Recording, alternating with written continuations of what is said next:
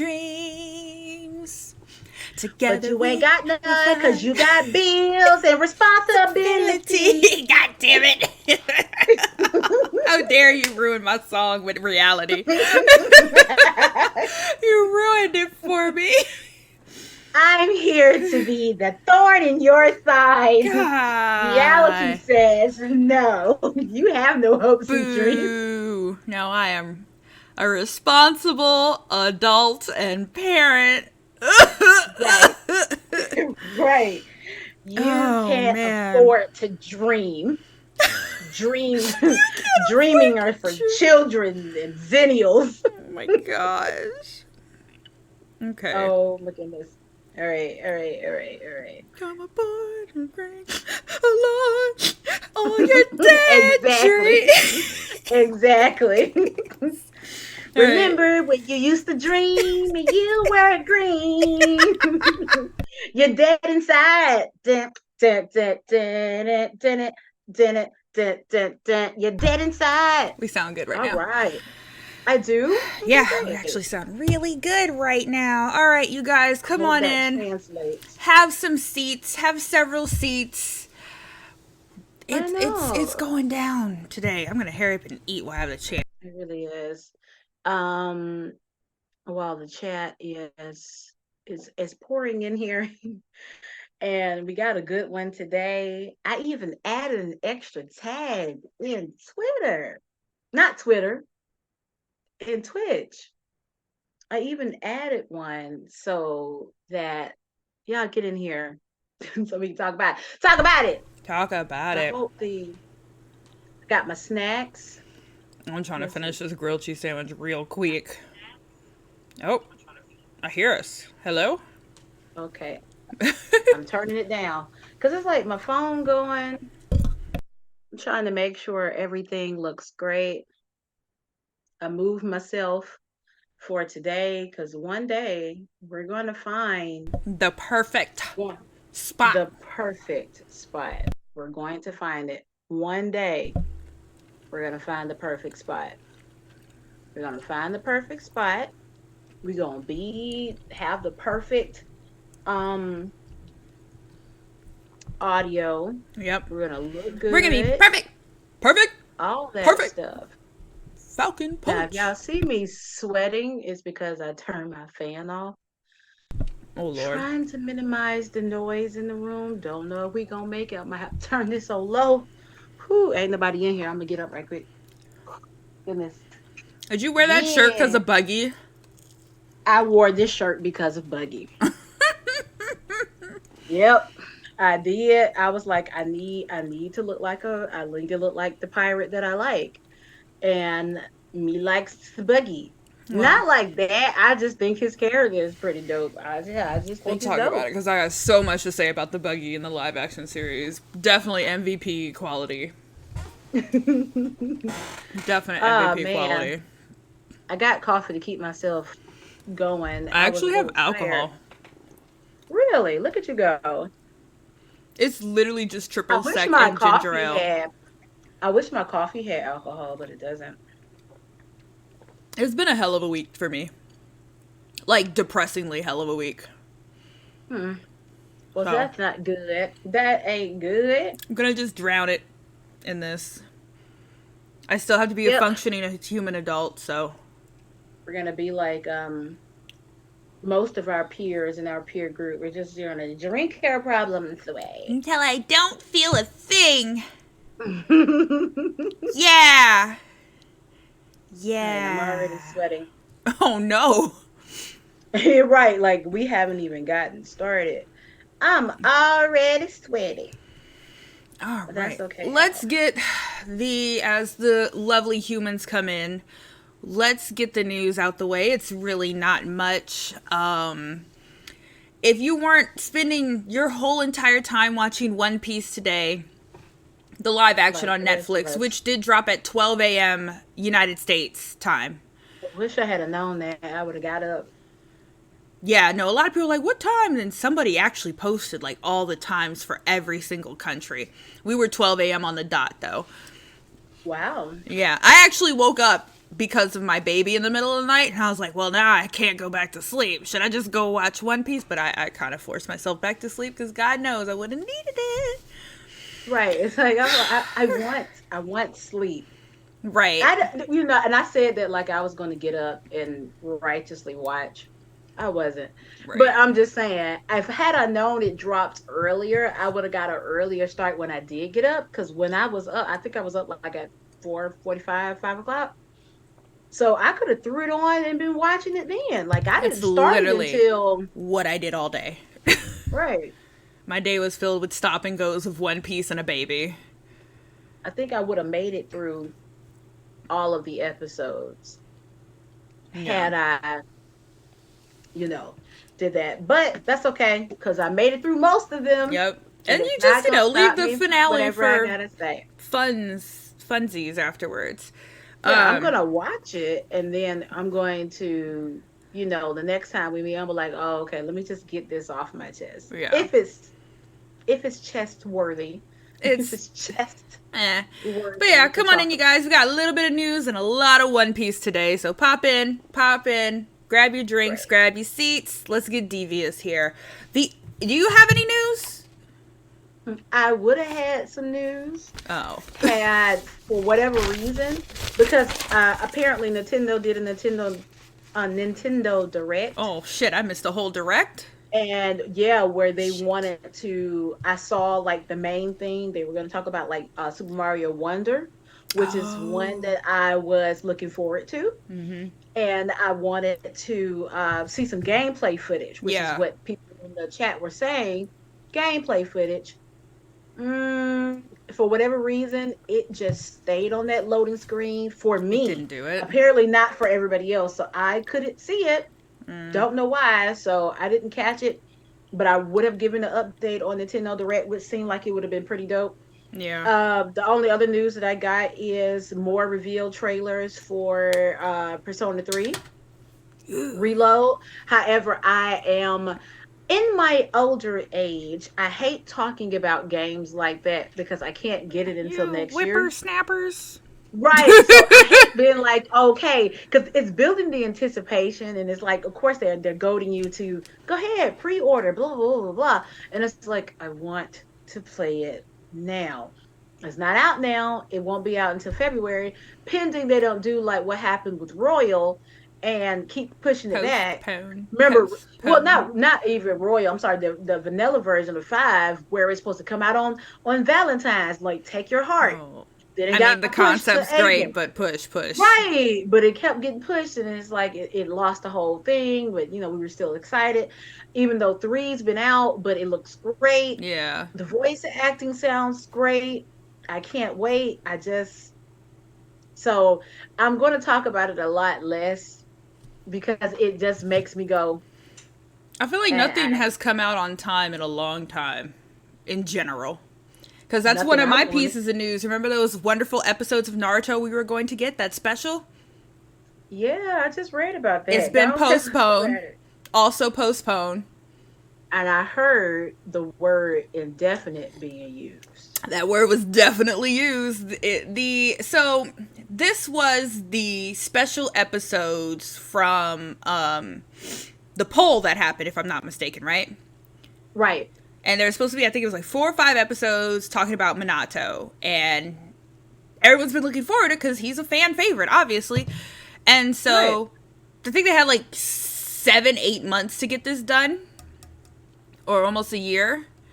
Mm-hmm. And now it's postponed indefinitely. So what was the point of the whole poll in the first place? Somebody said something really great in the chat that we were in. They made mention of, let's just see if this was worth spending the money on. And if it wasn't enough, then it's like, we weren't going to do it no way. So I Right. think, and the way they said it, it kind of made me seem like, that could have been it. I Yeah. doubt it. That could be a huge reach, but I don't know. The fact that when somebody says something is postponed indefinitely, I don't know what Webster's dictionary y'all reading, but I know what indefinite means. Yeah. So, in other words, don't hold your breath. probably not gonna see it. Yeah, and that's the sad part. It's like, and then the thing is, a lot of people are looking forward to this. Old I people, new was. people, everyone in between. Like, I don't know. It's I just, really was. I was looking forward to it. I'm not even gonna sit there and lie to you. I was looking I forward was to like, it oh too. yeah, let's get some of the old school in here because, like I said, I'm not. We are We not talked about it Boruto last fans. Yeah, week. we're not Boruto Nope. fans at all. I am one of those. Get off my lawn. I like the old stuff. I Get wanted this to see the old motherfucker stuff. out of here! Who do you think you are? That's how I feel about Right, it. right. And now that I'm not gonna get that, oh well. I'm going back on my porch, Yep. waving my cane at the rest of y'all. And continue to tell Boruto and his hoe to get the fuck off my lawn. Ah, All right. What else do I have? The Mortal Kombat movie trailer came out. I forgot that was a thing with Batista. hey, I I'm not didn't. gonna lie. I need to. That first one that they did, what was it, last year, year for last? Yeah. It was all right with me. So I'm looking forward to this one. Hopefully, I didn't get a chance to fully watch it because we were literally trying to scamper all time towards the One Piece episodes today. But yeah, I like that Batista's, and I don't even know who the fuck he's playing. But yeah, hell yeah. Oh, that's interesting because I wonder who he would be playing. Because that's what I keep trying to think about too. So, is the trailer out? Is that what it is? Full trailer, yeah, full trailer. Oh, So now, that's this is going to like Netflix like it did last year, or is it going to the movie I don't theaters? fucking know. Because it really I shouldn't don't be going to the remember. movie theaters. Yeah, it should not. There should be another one of these live actions. Right, I pay enough. Pay enough. Netflix. Run them. Five on Nights TV. of Freddy got a full trailer. I know my kid is really excited about this. I saw that. I saw the trailer. that. It wasn't even that scary, and I am not a fan of jump scares, but it wasn't even that bad. All I could think about is like, man, Chuck E. Cheese could have ate my ass so many times. Yo, really? He could have ate your ass. Not like that. Not like that, ma'am. Oh man! I need to put you I in the was like, trash today. yeah, I think I think I belong there. I don't know. I'm feeling kind of under the weather a little bit, so I got my coffee going. I got my water, all that other good stuff. So I can be trash can adjacent, not quite in the receptacle. I'm just sitting but next to it. I will see as time goes on how close or into the trash can I actually get. Oh We'll man. The other thing is both One Piece related, so if you don't have any more news, then I'm gonna drop these two little nuggets so we can get started, honestly. Let's see. Let me make sure I didn't jot anything down. Hey Ray. What Oh it do? shit, did it? Did Top it? 25 See, anime that's list good drop. news. Girl, thank you. Let me go ahead and write that down so I could take a little peek-see later. Right. No, I thought I wrote something down, but I didn't. Yeah, but that's a. Because we did, Nope. you weren't here for that, Ray, but you might be able to catch one of the older videos of it. We did, Japan voted, what, top 100 or top 300 or whatever? And we did. That spent was, 3.5 hours on that. We did. That was a great list. That was We ought a to do great that list. again I'm see down to what do this their- top 25 What list. their new, top 25 is this go around because I'm curious now. I'm definitely here for it. So the last two tidbits of news are the reviews are coming out for the One Piece live action, and they are mixed. They're mixed with a lot of, is this supposed to be funny, versus a lot of, man, this is kind of refreshing type deal. Okay. But like Oda said, Oda Senpai, Master Oda, however you want to call him, said, he's like, I'm here because it's fun. He's doing it because it's fun. Okay. And if somebody's going to throw money at you for you to fuck around like that, I guess. Well, the thing is, like, that's the only reason why I see it, because people say that, but you have to understand. oh yeah, I'm paying a Netflix subscription that keeps going higher and higher and higher. I remember when my Netflix was only $5. $4.99. Now that thing costs me $17 because I refuse to do the next one highest damn. Yep. after that. So I yeah, think we're so on the no, 1099 or something because that's now because Ryan refused to share with anybody in the family. that part. But no, I And know. we're not even sharing. We only reason why we got the 15 ones because it gives us 1080. Yeah. Because if you do the 10, it does 780. And I refuse with no high dollar ass TV We should to look actually at do it that because you know in our lower old resolution. expensive ass Right. TV that we have. The other one is that the first episode was shown earlier this week at I saw you some saw people that was like, in oh, Los yeah, on Angeles. YouTube. Mm-hmm. And well, not just that, it was shown on a full screen in Los Angeles for private viewers, and Ichiro Oda, what Master Oda, was there and was not recognized by anyone. Which, of course, the guy's been hiding his face for the past 10 years. You're not gonna like the last Okay. pictures that came out was like his wedding pictures. That was it. That's So was he expecting to be I recognized? don't think he was expecting to be recognized, which is fine. It's just the Okay. fact that dude left Japan to see the American opening of his creation. And Mm-hmm. so I thought that was pretty cool, personally. I don't think So anyone should here's be my thing though. ridiculed for it. No, here's my thing. What the Japanese audience think about it? I'm curious Mm. too. I have not watched any reviews on it. Because I will tell you this: people tend to want to rag on America. Oh, blah blah blah blah blah. Right. But this is in essentially, I mean, you got a Japanese creator. I mean, it's not a very Japanese show. It shows, but it's an anime. Yeah. What does the Japanese audience I'm think curious. I might have to look that up after of the this. live action? Because Very we know like curious. certain things about their audience. They'll like something much that don't quite hit the mark in America, but some things Right. that Like take off in Sakura, for America, example. right? And they're like, nope, they can't get jiggy with it at all. So I'm kind of curious. I'm curious. I I'm don't gonna look it know. up. I'm gonna look it up after this. So that's all I have for news. If anyone has anything else, drop it in there. But if not, I am going to introduce what is happening tonight. If that's okay with you, PT. It is Because I also 120%. Because I'm looking around my space to see if I have put news anywhere, but I dedicated every minute once I figured out of watching this show. Yep. So I just I'm want in it. to deliver how I feel about this whole thing as a whole before we Okay. start talking about it. We are going to talk about the One Piece live action that dropped at 12 a.m. today, and we hit all 1 through 7 episodes. The only episode we missed was the 8th one. But I want to say something, as I will call myself a pretty decent mega fan. What's up, Black Buddha? What's good, Black Buddha? About One Piece for me. Because, mind you, this started in what, 1997, 1998? I fucking don't know. Yes. Probably when I was born. I don't was know. 9 or 8 when I found this. I was a few years behind, and I saw the 4 Kids one before I even seen anything else. And I realized that, oh, this is the shit. I love this. I'm a 10-year-old girl who already has to hide half the shit she watches because I was raised by brothers, so being a girly nerd was non-existent. And I loved One Piece. It was that good old underdog stuff as a kid. And as One Piece grew, so did the complexity of what we were actually watching. So I'm going to throw the triggers out there for now, because we are going to talk about it.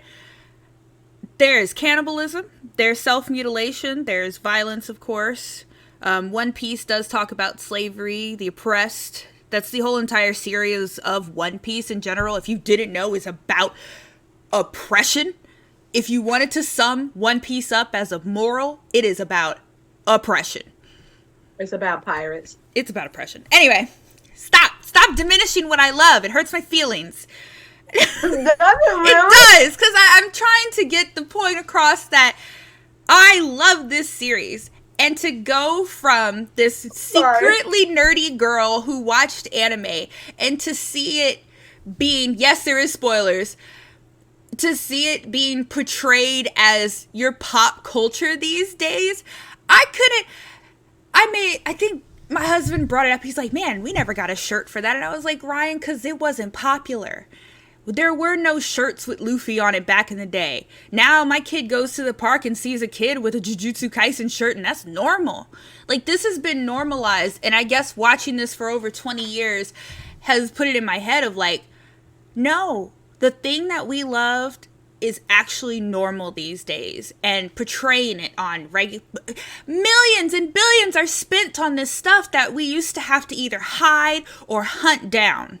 And I don't think that gets into the what's the word I'm looking for?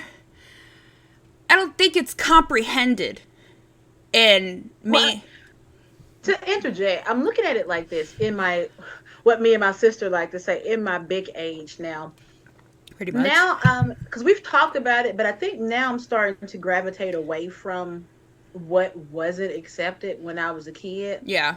That's like saying, okay, the people that grew up on the dawn of rock and roll, when rock and roll wasn't was seen as something that was going to ruin the children, Yeah. and then rock and roll turned into what it turned into. Same thing like with hip hop, or like they said, air conditioning killed family time by going outside, or television killed family. Yeah, those are those things. So it's like I'm starting to get away from, because of course, as humanity progresses, things are going to be, because we can even look at it in terms of how we even see where Hey, people are. Spider. Happy Hey, birthday. hey, happy birthday. Happy birthday. Uh, It's Spider's drop birthday, some, y'all. I'm about to say, drop some balloons, some cakes in the chat for one of our OG fam haters there for their birthday. Toast went up. Here's to you, buddy. Whoop But whoop. I'm starting to see it like that. Like, yeah, as things progress, as things go on, yeah, things might be, because like I said, even when we look at terms of sexuality, where it is people had to hide who they were, now you can be big, bold, and out there, and no one's gonna come for you. Well, they do, but not as much as they used to. So I'm starting to look at it things like that. So yeah, sure, I could sit here and be like, well, yeah, I couldn't do these things when I was a kid, but I It's, can now. I'm So I not, don't. I'm not saying I don't care, but I'm starting to not. There's no. There's. I acknowledge the fact that I couldn't.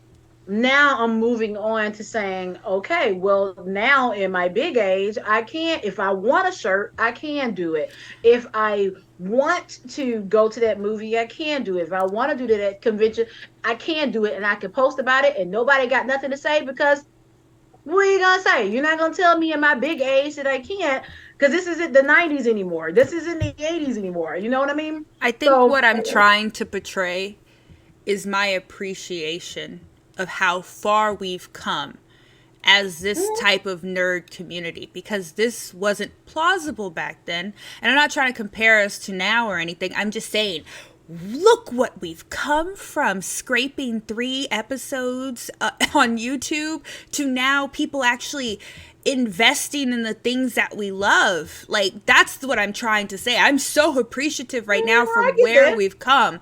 Like, I almost, Yeah. like, when the first trailer dropped of One Piece, I cried. And my kid was like, "What's wrong with you?" And I was like, "You don't Word. You understand." cried, big dog. It was You more cried. like, it was more along the lines of like happiness, because I get to see that the things that I loved as a kid, as a teenager, growing up, things that kept me going, mind you, sometimes, Fruits Basket, and I got to see people put forth, being capable of putting forth more effort into it also. And that's what makes me really I appreciate. wish.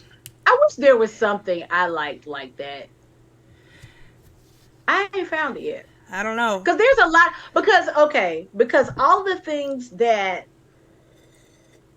I, what you would consider was like, I was a kid. I've talked about this ad nauseum. Haters in the chat already know what I'm about to talk about.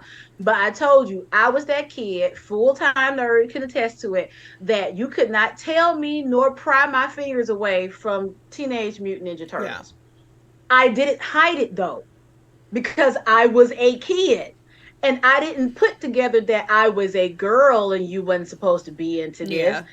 You couldn't tell me nothing. I had the comics, I had the tapes, I had the fanny pack, I had the action figures. I had all the posters. I went to every single movie, even the shitty third one. I was there. I drove to I remember my mama walking us across the street to Taco Bell so I could see the little shitty felt one in the costume. That's how bad I was into them. I didn't care, but they've always had the turtles there. Yeah. Always. Like they've always been in some form of media, always in the forefront. And I got to be, I got it. Like I said, when we talked about that episode before, when I was watching anime but didn't know I was watching anime. Right, right. And it was, yeah, I enjoy this, but not putting it, yeah, I can't go to school and talk to them about it because nobody else seems to be into that. And I already got a lot of shit on me. I'm not about to bring no more heat on about going to school. Right, and that's how, talking about that. But and I was okay with having that stuff to myself, in a sense, I guess, because like I said, I went through a lot as a teenager, and it's like I don't really care now. But what I appreciate now is I paid the cost to be the boss, whereas I can appreciate because I know that there is a 10-year difference between. And you're right, Full Tiny Nerd. I know John and Shirley legitimately did. Yeah. You geek out about that, yay, because at least the house was our comfort zone. At least the house was, no one's going to make fun of you. Like I said, both of our parents were die-hard comic readers. My dad said he was a die-hard Kiss fan. He said he could, and I remember my dad telling me he couldn't really say that. Yeah. When he went to school. But like he was like, no, I was a Kiss fan. Yeah, so we all came from that. There was a little piece of us we had to hide from other folks. Yeah. But now you don't have to do that. I know, and it's that's nice. What I celebrate. Yeah, that's what I'm trying to celebrate is the journey of where we came from is nice. It's been a long, even by the time my younger brother-in-law was in high school, wasn't there like a whole club now where you guys were called something and you actually had people you could talk about it with? And he was only, 4 or 5 years younger than us? So even then you got a couple of people saying, you know what? No, it's okay. What, when you say your daughter had an anime club, I wish you would. In her middle school, she has a whole anime club. And that's why when I'm talking about this, it is so, I don't even know if I have words to express. It is. It's refreshing that my media, my thing that I love, that I was attached to, that has helped me through my own issues, is now being invested millions and billions of dollars so that we can see it even more in the mainstream. So that's what I wanted to portray here when it comes to One Piece, because that bitch has been around for a long, long time. A long time. Yes, and you can openly talk about it. No, you said you had friends or something, T-Mal, that you actually were capable of y'all like the Wasp or something like that. I swear it's in my head. Wasp Click or something like that.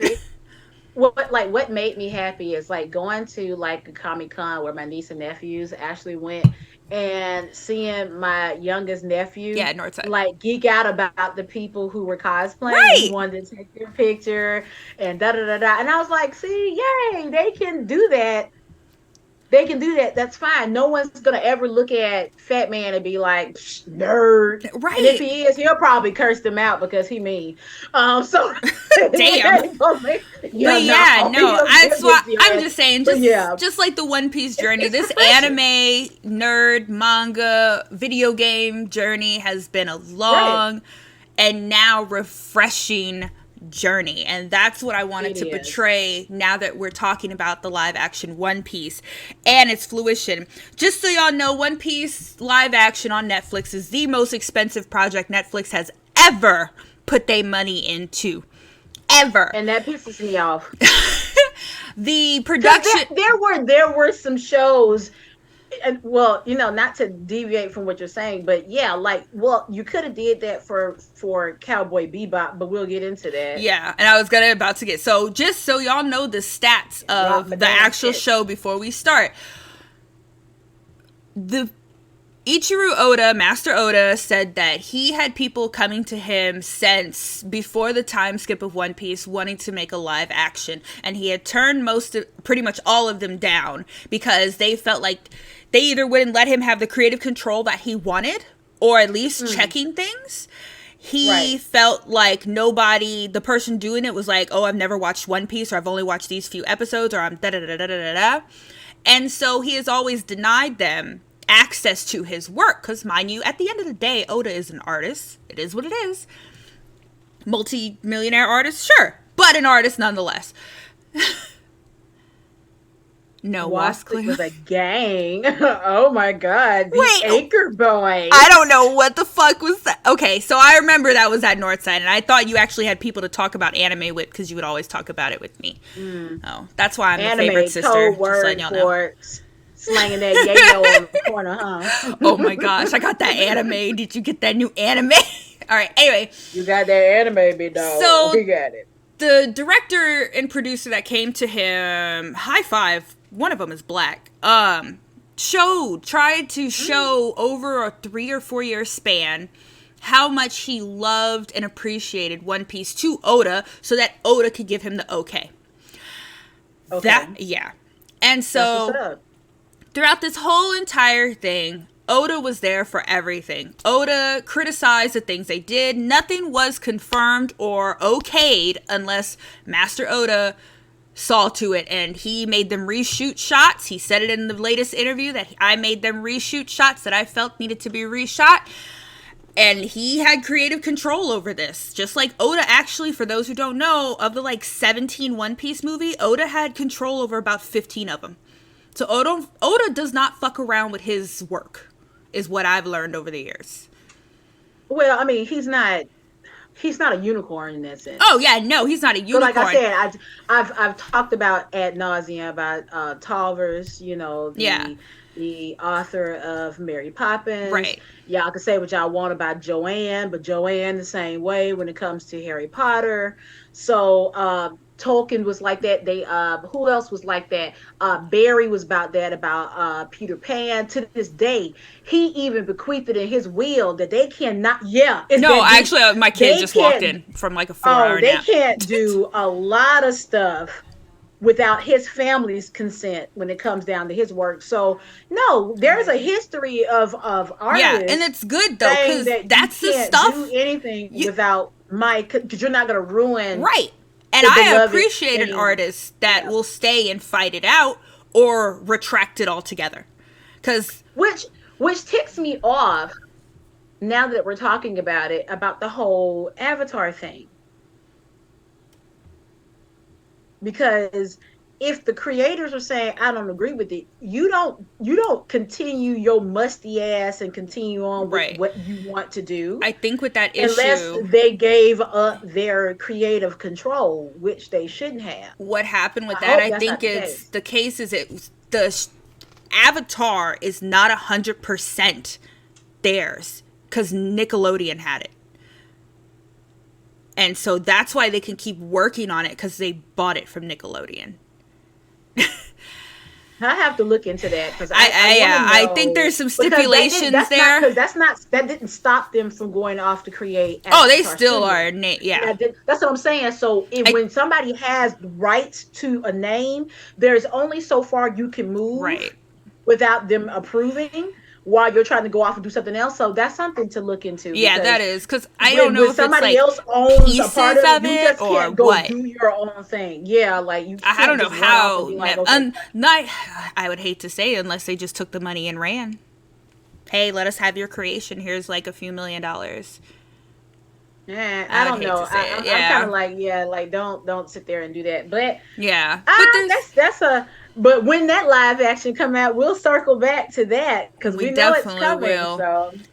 But that's pretty much the stats. Most of this show was taped in the South African coast. Nice. Hopefully they got their money's worth. Anyway. We know they didn't. Yeah. Anyway. I don't even have to pull the stats for that to probably tell you nobody off the coast got, yeah. I hope it would be nice if they got properly compensated, but I'm not Yeah. gonna hold my breath when it comes down to brown people in their treatment. Oh And I really man. don't want to do that because that's just gonna ruin this whole experience. Yep. So glad I didn't know that before going in. It probably would have been a whole Oops. different Press the wrong discussion. thing. So There we go. yeah. Oh, Right. I'm fucking up everything here. Hold on. Chat, let us know if you There we go. watched some episodes because we're about to get into We're it. about to You've get into already it. been warned. It's a very spoiler discussion because we're talking about something that literally dropped almost 24 hours ago. Yes. So here we go. Here we We're going go. to start with episode number 1, Romance Dawn. Come This is aboard where we and get bring introduced. along all your hopes and dreams. Sorry, that's been in my head for the past week. Okay.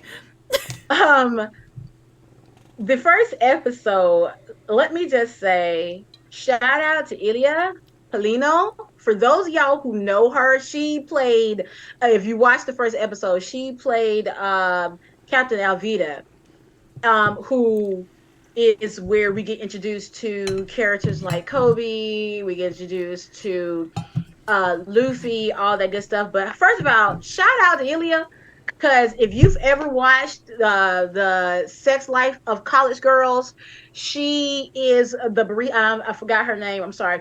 One of the baristas on campus. Hilarious actress. She does a great job. There are 2 seasons. There it's on Max or HBO Max. If you've never seen her work, please go watch her. The first time I got introduced to her, I don't know if she's been in anything else, but phenomenally funny. So let's start there with the first episode there, Onyx, with Romance Dawn. How does it compare to the manga opening and the anime opening Oh of how man. the live action Ugh. presented Uh, uh, uh. Romance Dawn? I was enthralled. Absolutely. Okay. I was pleased at how well Kobe looked. I was pleased with the way Luffy looks. I was pleased with the way Alvida looks. She is kind All of points that I had. she is if we were to like segue one for a little while, not right now, I want to get through episode 1 Right. into just character Right. design, I got points. But anyway, Okay. her ship, come Becky, her weapon, Right. love it. Like, the thing is, she is your first introduction to how Luffy deals with people. And as you know, Yeah. if you watch the anime or you read the manga, Luffy is a true chaotic neutral. He's going to do whatever the wind fucking blows him to do. Right. To my irritation. Yes. Cause it is. It's one of those things, like, you have Naruto, who's like an upstanding, I'm gonna try to be the best and then gotta prove everybody wrong. Right. So on and so forth. And you've got like Kurosaki Ichigo from Bleach, who's also like, yeah, for the people, whatever. Right. Right. But then you have Luffy, who's like, I'm still gonna sucker punch this motherfucker. Like, Right. the neutral Now, there is hilarious. It's funny that you would say that because I'll put a pin in that because I want to circle back to him being chaotic neutral. I like how your pin is And I know, right? It's got a little face on it. Talking about the characters, particularly Kobe, like you said, spot damn on. And can I just say, Chad, can I just say, Onyx, bravo on them for actually coloring their hair or finding great because I don't have to look at some raggedy ass Tyler Perry BS. Oh my God. And I will get back to that when we get to episode 7. Yeah. But hair and makeup, you guys. Hair and makeup, the tattoos, making them look like the characters. Even this is how you spend the money that you were given. Yes, even with the diversity in the cast. For instance, Nojiko is black, okay? Right. Okay. The crew members on Shanks's crew are predominantly black. I made a note about that, and I'm looking, and I was like, you know what? I'm okay with the diversity And going I on want here. to really point that out with the diversity, because it also makes me think of people who cosplay and feel like they can't cosplay characters because they are black. I feel like this just proved a point to everybody that you can do whatever the fuck you want. I mean, yeah, you can. I mean, you could did it already. Well, yeah, but I'm saying trolls. It's like the trolls are wrong is what this is showing. I want to find like characters that I really want to portray. Well, then you got some. Yeah. Plus, I thought it was very, I guess, in line with the area. If we're talking about the Caribbeans, we're talking about, where pirates were going. Yeah, you're going to get a lot of diverse looking. Yeah, like that to me was on brand. I appreciated that. And not only that, to add to the whole diversity thing, I know I'm cutting you off. I'm so sorry. Oh, no. At first, I was having a little bit of a funk with the accents, but then they put all the accents in. You've got Irish. You've got British. You've got Native. You've got... I'm not even mad anymore, because it just reminds you how diverse in general One Piece world is. For real. And I know that's saying a lot, considering that One Piece is in Japanese. Then you get the English voice actors, but then I think the live action was able to do something that the anime and the manga can't do, because you can hear the diversities. Yes. You can hear the diversities, and we'll get into that more as we talk about certain characters, like particularly like Kobe. I like how he started off. I like Alvida because her delivery. She talks like that on Sex Life for College, but it was so much more because she is a woman of color, so she has an accent. Do you know what she is? No, like I want to say, please forgive me, y'all. I want to say it's Hispanic. I'm just curious, but I can't. I don't know where she's from. I literally just looked this lady up. So forgive me, y'all. I don't want to. I was just curious if you might have knew off the bat. Yeah, I don't. Because I just looked her up because I wanted to make sure I spelled her name correctly when I wrote it down. So I'll give her homage, because I do like this actress a lot. She is hella funny. I think she did a really good Alvida, and she will be back if we do have a season 2. She will be back, because she did a great job being very intimidating. She fell into the role, and I think that's what I have to say about a lot of the characters. The pluses that I like, they really went, and it didn't look, which I was afraid of. They didn't lean into it looking too cartoonish. They tried to make this as fantastical as One Piece's world is. They tried to make it look as realistic, or as realistically fantastical as possible, if that makes sense. Yeah. And I was a fan. I was here for it. The undertones of always not taking yourself too seriously in every episode, like, correct. They're in danger, okay? And right. I'm still excited, and everything is still fun and funny. So here's a question, or here's a point I'm going to pose to you. You let me know how you feel about it. How do you feel about the changes that they did, or their take on the introductions for Zoro and Nami and Luffy? Because it is different than how it was in the manga, and it is different than how it was in the anime, because the anime just did what the manga did. And in this one in particular, like the live action, we don't get Nami on the fancy cruise party boat. For those who don't know, just some random One Piece knowledge for you. The first character introduced is not Luffy. It is Nami. We are introduced to Nami first in the manga and in the anime, if I'm not mistaken. I do know I'm okay with the introduction of Luffy and how he is actually on a boat, because later on down the line, when you do see him leave, and he is leaving in a boat. So we are kind of confused. How the hell did he get in this barrel in the first place? That's actually answered in like chapter like 700s or whatever, when they had a big flashback for Luffy. But yeah, no, they threw that in there. I will say, they threw a lot of stuff from later down the line into these 8 episodes. So, like I said, for instance, Luffy actually did leave his island on a boat.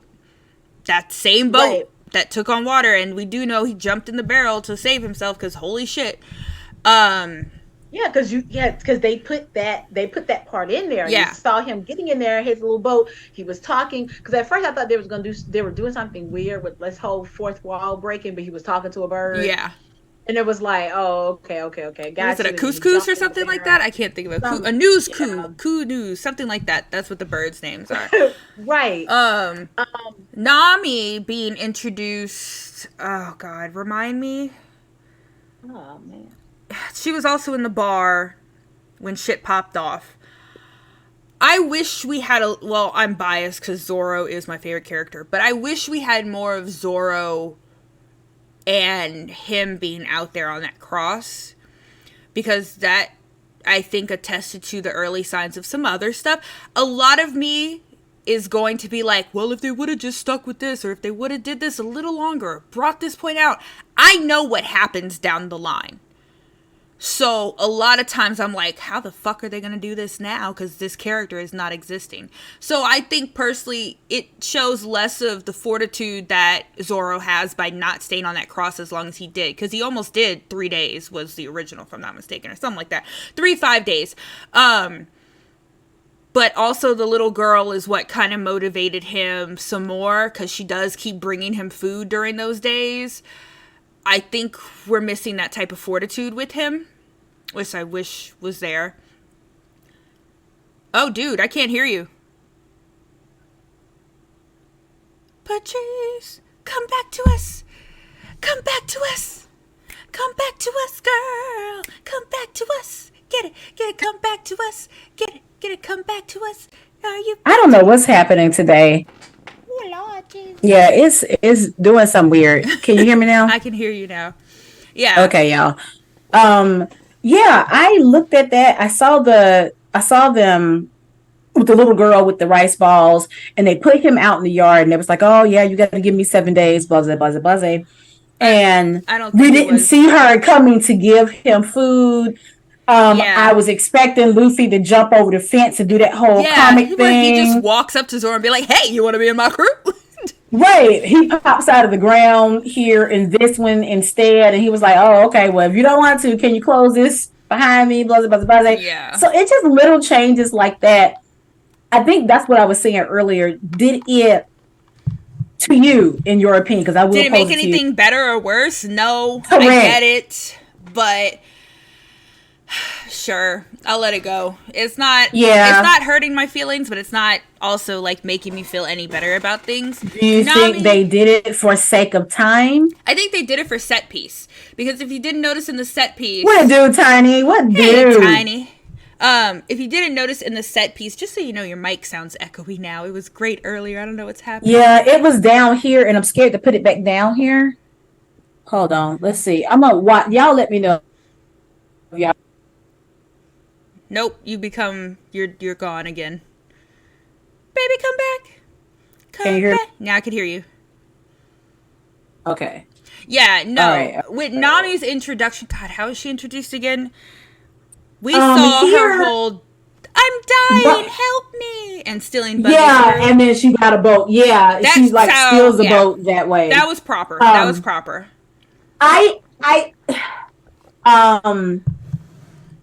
You don't have to. Girl, you don't have to, Tiny. You don't have to. Nope, as long as you finished out the East Blue, you're good. Right. Even if you didn't finish the East Blue, you're good, because it changes a good bit. It changes. Right, and it's only 8 episodes, so they did a good job of that first little beginning part. because where it is, it goes up into Nami's motivation with the fishermen. So nah, it's not even that far. It's not We that still far. haven't made it to Logtown. Right. It's not that far in. So you Yeah. can jump in. But yeah, the whole I don't know if changing Nami's introduction did anything other, but I'm like you, I'm not mad at it I'm not mad about at it. showing how she's a thief. So show how cunning she is. I like that. That's cute. I like it. I want one now. Where can I put this so y'all see it? Well, I'm drinking out of it. Right. Yeah, But, no. I think they did a good job also at showing more Nami. I will say Nami is one of those characters that became more cowardly as the show rolled on. In the beginning, yes, Nami was a badass. Yeah. I mean, she still is, don't get me wrong, but I don't know if it's just like the character development of I know I have protection around me or what. Mm-hmm. But Yeah. in the beginning, when it was just those three, just those four, yeah, no, Nami was a badass. She was. Maybe it's because it's like in that beginning part, she wasn't really trusting them yet. So I have to still be on guard. Maybe, yeah. Maybe it just shows that I trust y'all now as it reflects. So my guard is down. I don't have to feel like I have to be as tough as nails. Right. Though that is a little disheartening, her having to drop that whole thing. That kind of. Yeah, later. I mean, she's still in her own way. She's not damsel in distress, but she's more reliant on the others for the physical combat. She's still all big brain. She leads this whole crew straight to the end of the show. That's what's up. So I will stay with that. For the first episode, I was quite pleased. The first episode, honestly, a lot of it stayed tit for tat to the manga and anime. Now, what's your take on Captain Morgan? I am pleased. I am actually, let me rephrase. I'm pleased with what they gave us. He was significantly more violent than that. I kind of wanted I wanted that jaw to not just be a covering on that bottom lip. I wanted that jaw to 120% be. I think your show's about to start behind you. It's not. It's Netflix is saying you're not clicking on it, so we're gonna just go to screensaver, which makes me sad. But yeah, like I liked him well enough, but I wanted more. Oh yeah, he was significantly more violent. But I wanted more. What you call? He was significantly more violent. I think these should have been more violent. He was a man who was for himself all day, every day, but he was significantly more violent. How about that son, though? Hello? Clap it up for the actor who looks like that damn skeevy ass character in the anime. They did such a great job. Great job. He looks just as greasy and oily as the dude in the anime, and I love it. I appreciate the fact that Zoro sat there and chopped his damn hair up. That's what you get for being naked and playing with my swords, bitch. That part. Also, good on them for having a rating where we seeing some ass, literal ass, in the shot. So T-Mel says, but wasn't Nami's thing manipulating others to get what she wanted in the beginning? Anyway, Nami's thing continues to be manipulating others to get what she wants. If y'all are caught up with the whole Prometheus thing in Big Mom, y'all know what I'm talking about. She literally has a whole entire slight deity on her side now for talking shit. I like, again, for somebody who is, just a casual, person on here, looking at it in the sense of saying, oh, okay, well, I kind of dig how they introduced her character, though I would have liked to see, because they did it a little bit when she was going after the map and she was, hey, in the bar, remember? Yeah. And the guy came up to her, she was like, no, too tall. And you were like, okay, she brushing him off, but no, she was sizing up the Marines to see what That's why I still uniform love she can get into. Big Brain Nami. Big Brain Nami Right. every day. She is a female character that I don't have to feel embarrassed about liking when it comes to anime. Yeah, I fucking said it, Hinata. I don't have to feel embarrassed about liking Nami. Right. Last but not least, for episode 1, did not the music evoke a sense of adventure? It did. And I was going to talk I about like it. that part. There's one thing I'm very upset about, and maybe I just didn't hear it. I'm probably going to go rewatch this 2 other times, one with my husband, one with my daughter. Yeah. I did not hear that dun dun dun dun dun dun dun dun. Have dun, not yet. dun. But I feel like it's coming. I thought it was going to come for the Arlong fight, but it did not. I did not hear it the whole time. And I'm sorry, that's the motherfucking jam. I feel like they saving some stuff. They're trying to see gauge how the audience is. And I feel like they were like, oh, you want... I don't think they hit us too hard with all the nostalgia bit. I think they're saving that part. Things that I didn't like. Well, one more thing that I did like. I love the fact that, and you said this earlier, the ships reflect personality. Yes. All the ships that I saw, especially in that opening scene with Gold Roger, right before they executed him, and all the ships were leaving the port, and it was like, yeah, that's what I'm talking about. All the ships got good personality. Like you said, Avita's ship had good personality. When you finally see the Going Merry, good personality. Like I still feel like those goats were fucking from Thor, Love and Thunder. Those screaming goats. But sure, Going Merry, sure. Right. 2 things that I don't like that I noticed. One, those fucking snails were nightmare fuel. I'm so never been in.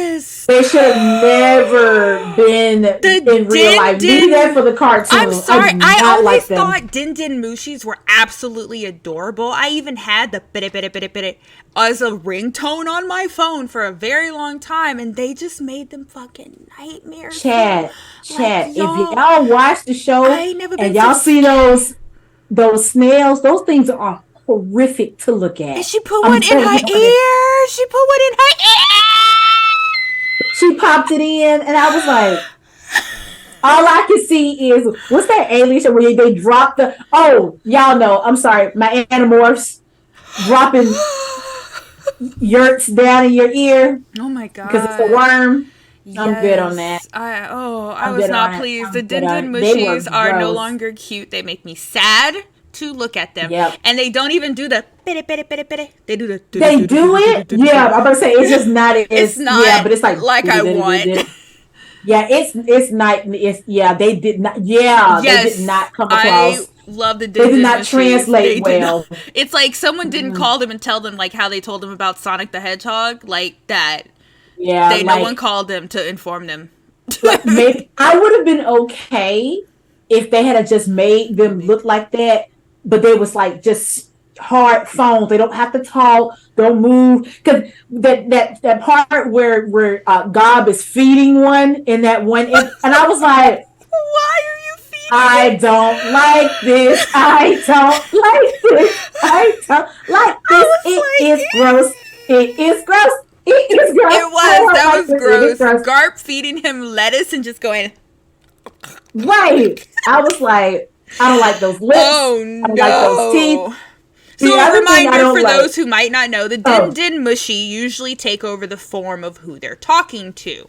So later down the line, the more we see them, like you'll have the Truther for Law hat on one of them, or you'll have the Don Quixote glasses on another one, or Luffy. Gobs have his whole little beard, and I was like, not a fan. Yeah, no, snails were a big. Yeah. What was the other thing you didn't like? I think they made a mistake with Shanks and Luffy's shoes. Hate them. Literally pointed at them, was like, what are those? I know what you told me, and them bitches looked through. I was like, nope. No one, not even the extras, no one's toes were showing in this show the whole 8 episodes so far as I know. no Should have one's changed the toes. shoes altogether. If you're not gonna let them, because I understand the reason that you said, "Oh, Yeah, well, no," I get it. There's in safety the protocol, but no well, one. then put them in something else, because them little wannabe look like cloth, cheesecloth looking sandals. Those things were terrible, Oh and my it threw the god. entire outfit off. I can't see you kick Arlong's ass with those shoes because I can't take you Yep. serious. But yeah, no, the They shoes. could have gave him some Sperry's. They could have We gave could have him gave him boat some Hey shoes. Dudes. Yeah, they could have gave him boat We shoes, would some have Hey been fine Dudes, with or something that. like that. I'd have been all right. Throw my man some Sperry's, throw my man some Buster Browns. I would have been okay, because that right there, they I'm went gonna say into. this: the diversity of clothes over all the episodes will allow. Look, people are wearing Chucks in here. They're They should wearing have gave him some fucking Chucks, because what he Chucks. had on was trash. So I'm sorry, you couldn't find him anything else when you got people wearing fucking Nikes, Adidas, and Chucks in there. Okay, but I mean, safety or no safety. I mean, I just just a better shoe, I bro. didn't like what I Like saw. we know Luffy But- is broke, but damn. Right. I mean, hey.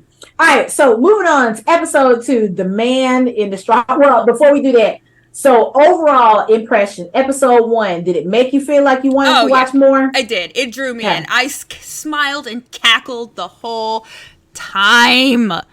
I was ready for can't more. honestly agree. I can agree with you. I wasn't mad at it. I wasn't mad at it. To me, it's a strong opening. It All was. right, episode 2, The Man in the Straw Hat.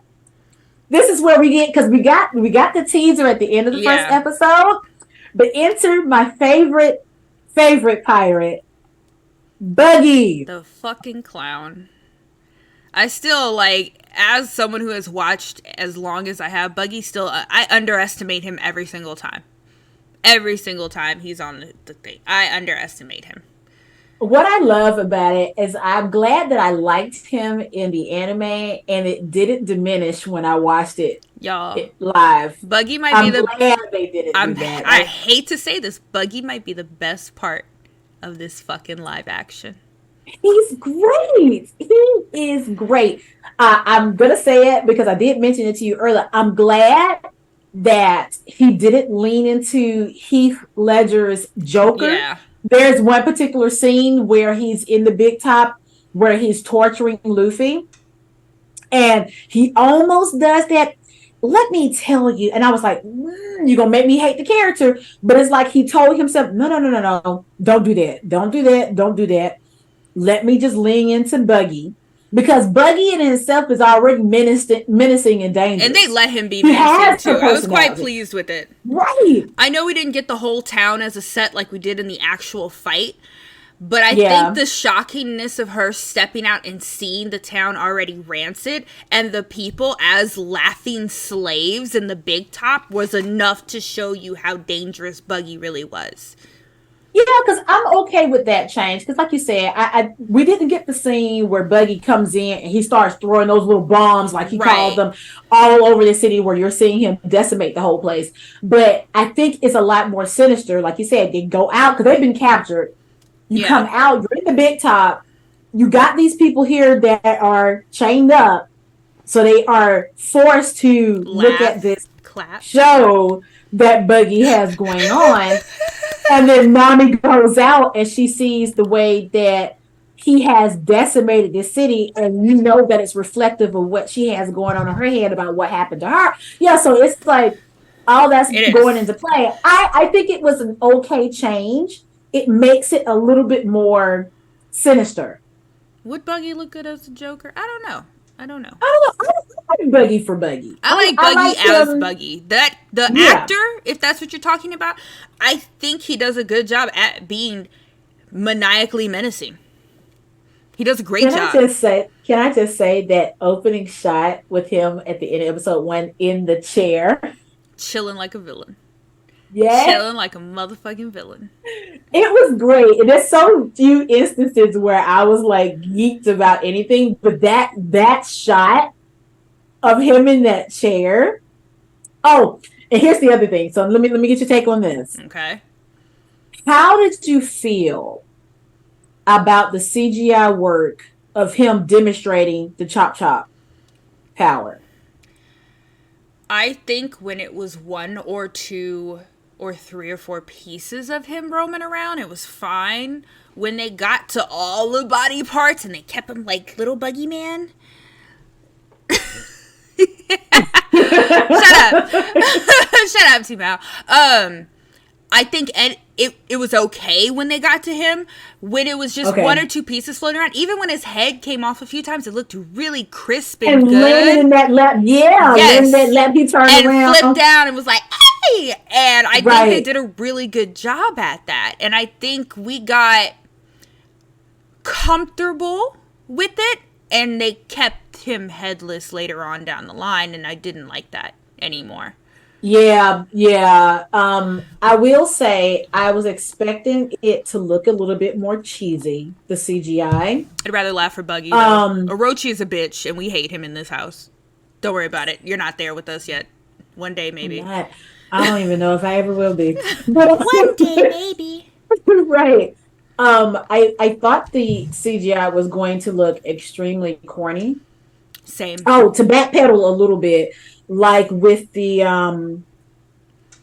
No. I'll circle back to that. I'm sorry, but I thought the CGI was going to look a little bit corny. I'm glad they spent the money to make it look a lot crisper. Yes. Because I didn't know. Because I think one of not my concerns, because I have to be like a diehard fan like you or some of our other haters in the chat, where I am concerned about how will the Gum powers translate onto live action. I think they did a decent job. Of course, you're going to make animation look a little bit more seamless. Right. CGI is essentially, in a sense, animation. Right. But you're taking like a live person and then trying to, cut all the things. I think they did a decent job. Like, I wasn't looking like, that's looking a little... I think early 90s cheese to me. Right. Like, or early 2000s cheese. I think it worked for a show. You know what I mean? Yeah, for the use of CGI here, they used it slightly sparingly. Almost so where we wouldn't get used to it and it would still be a surprise when it did pop up. Kind of like, you know what? I can appreciate that, because that means you're not leaning into They knew that CGI. This was looking fantastical, and they knew they had to limit this, or we would get aggravated, like I did with Buggy's head. Right? Yeah, and I understand why Buggy at that point, when we get to it, he's detached, because it makes sense. That goes into the whole thing and his power. So I know he won't stay like that. But the fact that we got to keep riding with this whole thing, that's fine. But I was okay. And like, I guess with my, just to be on that one particular scene, the thing that I did like the most out of that, where Buggy was like, want to see what else I can do? And his hand was like, pow. I was like, No, Buggy is a very fun villain. And yeah, I love it. I like how we also got like starting to get the flashbacks and stuff like that. I'm pleased with them kind of being chopped up like that. In the manga, in the anime, you would just get, okay, here's the whole entire scene of Zoro's background with Kuina. This is Luffy's whole entire scene with Shanks' background. Now we're getting it more of like, as something reminds them of the incident, we get the flashback. Does that make sense? Yeah, because that's normally how like shows usually go on. Right. And speaking of flashbacks, since you brought it up, how are we liking the introduction of, I know this is more, because it started in the first episode, it's carrying on to this episode. Luffy and his younger self. Okay. Young Luffy literally looks like my older brother as a kid. Like, no fucking lie. Like, no fucking lie. Like, if I had a, what's it called here, to show you a young picture of young Kevin, I'd probably have one in my whatever. He looks exactly like my brother as a child. And I just kept going, oh, it's Kevin! Curly, moppy hair. awesomely Yeah. tan skin, cute little button nose, looks exactly like my brother. So he just needed a rat tail. That's all he fucking needed. And he Can was we chop Kevin. it up? Can we chop it up for the graphicness of the chat? There's this one particular scene where they allow you, they play it out where Luffy is trying to prove himself to Shanks with the scar. Oh So God, they let you yes. see Him, this baby take this knife and was like, I am ready. And they show him cutting his face, and the you hear the sound of cutting flesh, you see the blood, and I was like, hey, we're not cutting away from this. Good old cable TV. All right. I will say Um, some lines with Baby Luffy were very, yeah, you can tell how acting they were. You can tell that they did the scene several times. You can tell it was fitting things together, and he's on cue now. It was very, and I know it's a child. It's a child. yeah, I was about to say, It's a child child. actors, that, and isn't he relatively unknown? Like, these people Yes, weren't in all anything these, other than that, right? most of the actors and actresses in this One Piece are Right. unknown or very small role actors and actresses. Aside from, like I said, Ilya, who played Evita, she's Yeah. on a show. Like I said, I think she's been in stuff before that. I've never seen her before. The Sex Life of College Girls. Yeah. So that one, her and the guy that plays, what's his name, Captain Morgan's son. He's Oh, been in something else too. Yeah, I didn't pull his, but he's been in something else too. Yeah. Most of these, I want to yeah, actors say, or actresses are very fresh faces out there. So, including Baby um, Luffy, who he looks so much like my right. brother. I swear, I gotta Yeah, find a picture. and the other thing is, good on them for finding a kid that looks very much like the actor who's playing the older Luffy. Overall, every child that portrays the actors looks fucking like I mean, that's their baby. That's them right, as a like baby. spot on. You can tell Spot that they on. either are they a relative or somebody. So they look great. Because I was like, Um, oh my god, why Zoro's baby actor looks exactly like him? spot damn on. Um, we talked about this before when we talked about the diversity and the accents. Tell me why Gob, boy, that Scottish accent doing it for me. Garp? That is a whole silver Zaddy Fox. Oh my That man God. is I fine. just gonna be horrible right now and be like, I'd love to bend over you, Daddy Silver Right. Fox. There chat. Yes, I'm pause. I'm about to be a toxic. I'm about to be You a are a toxic female toxic for a minute. bitch. Right. Because I'm about to sexualize some of these actors. Zoro, Oh my Zaddy, god. Garb, Zaddy. It's Garp. She'll get it, y'all. Is She'll it get Garp? it. It's Garp. Like You know, rhymes his with name. carp. His name is Daddy. His name is Daddy. His name is Spank Me. Zaddy. Kobe, Snack. He is a delicious little snack. I don't understand. Let me make sure that Like, these- actor is old enough for us to be doing that. we call him. Oh, it's too late now. I didn't put it out there. I'm sorry if he is. I don't want him to not. Is it? Please let him be at least 18. It's not okay. Oh my god, the fact that we have to actually do this. Right. That's not okay. But when I tell you, these people are piece de resistance, but Garp, Zaddy Garp, Granddaddy Garp, as in Carp, Garp, he looks great. That man is fine, and I am a fan.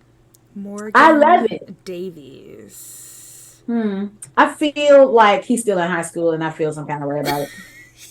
The fact that we have to double check before we sexualize this character. Right. Like, just so I won't Don't be go called to jail. Don't go a to predator. jail. Because I'm not trying to be called no predator, but what I'm just saying is You're cute, and I like it. I like you and I want you. We can do this the Right, easy way or we can but do this the hard way. I do like. Try not to. Right, that's okay. FBI agent Johnson has entered the chat. Hey, dog. Hold on, I found the list of everybody. Give me a second. I am on pins and needles. Please let this not be a whole kid. It's not a whole kid.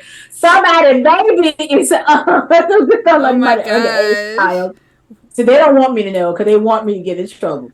Okay, he's I 21 understand. and he has an Australian accent. Mm. He's 21. Hey, he is So, also a Sagittarius, but sure, we're not going to go there. So let me stand 10 toes down. You a snack. Now that I know it's safe to say. Oh my god, you're making me want to like double check everyone's age now. I only Okay, said he's there were 3 people. 2 people are visibly older. Toby was the only one that I was not sure about. And I'm glad that was. But the second episode, I feel like we got a lot of background. Oh, and that's the other thing. Kudos for the big giant, whatever it is that remember the scene where they taken a young Luffy out because dude getting ready to throw him in the water because after they discovered he ate the gum fruit.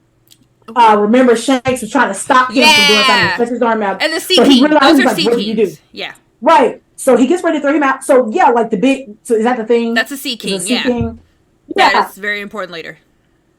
Well, no, I'm not talking about its importance. I'm talking about how it didn't look cheesy. Oh, yeah, it did not look cheesy. Right. Like I thought, so that's another use of CGI. Right. And once it was again, good. yeah, it did not look cheesy. The So Sea I was King like, looked good on y'all for making that look. So overall, what are your thoughts on episode 2, The Man in the Straw Hat? Episode 2 was Was it also a good segue.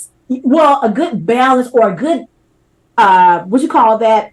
Really setting the foundation for Luffy. I think Because they really yes. deviate, did they? They didn't deviate too hardcore on this one. There was some deviations.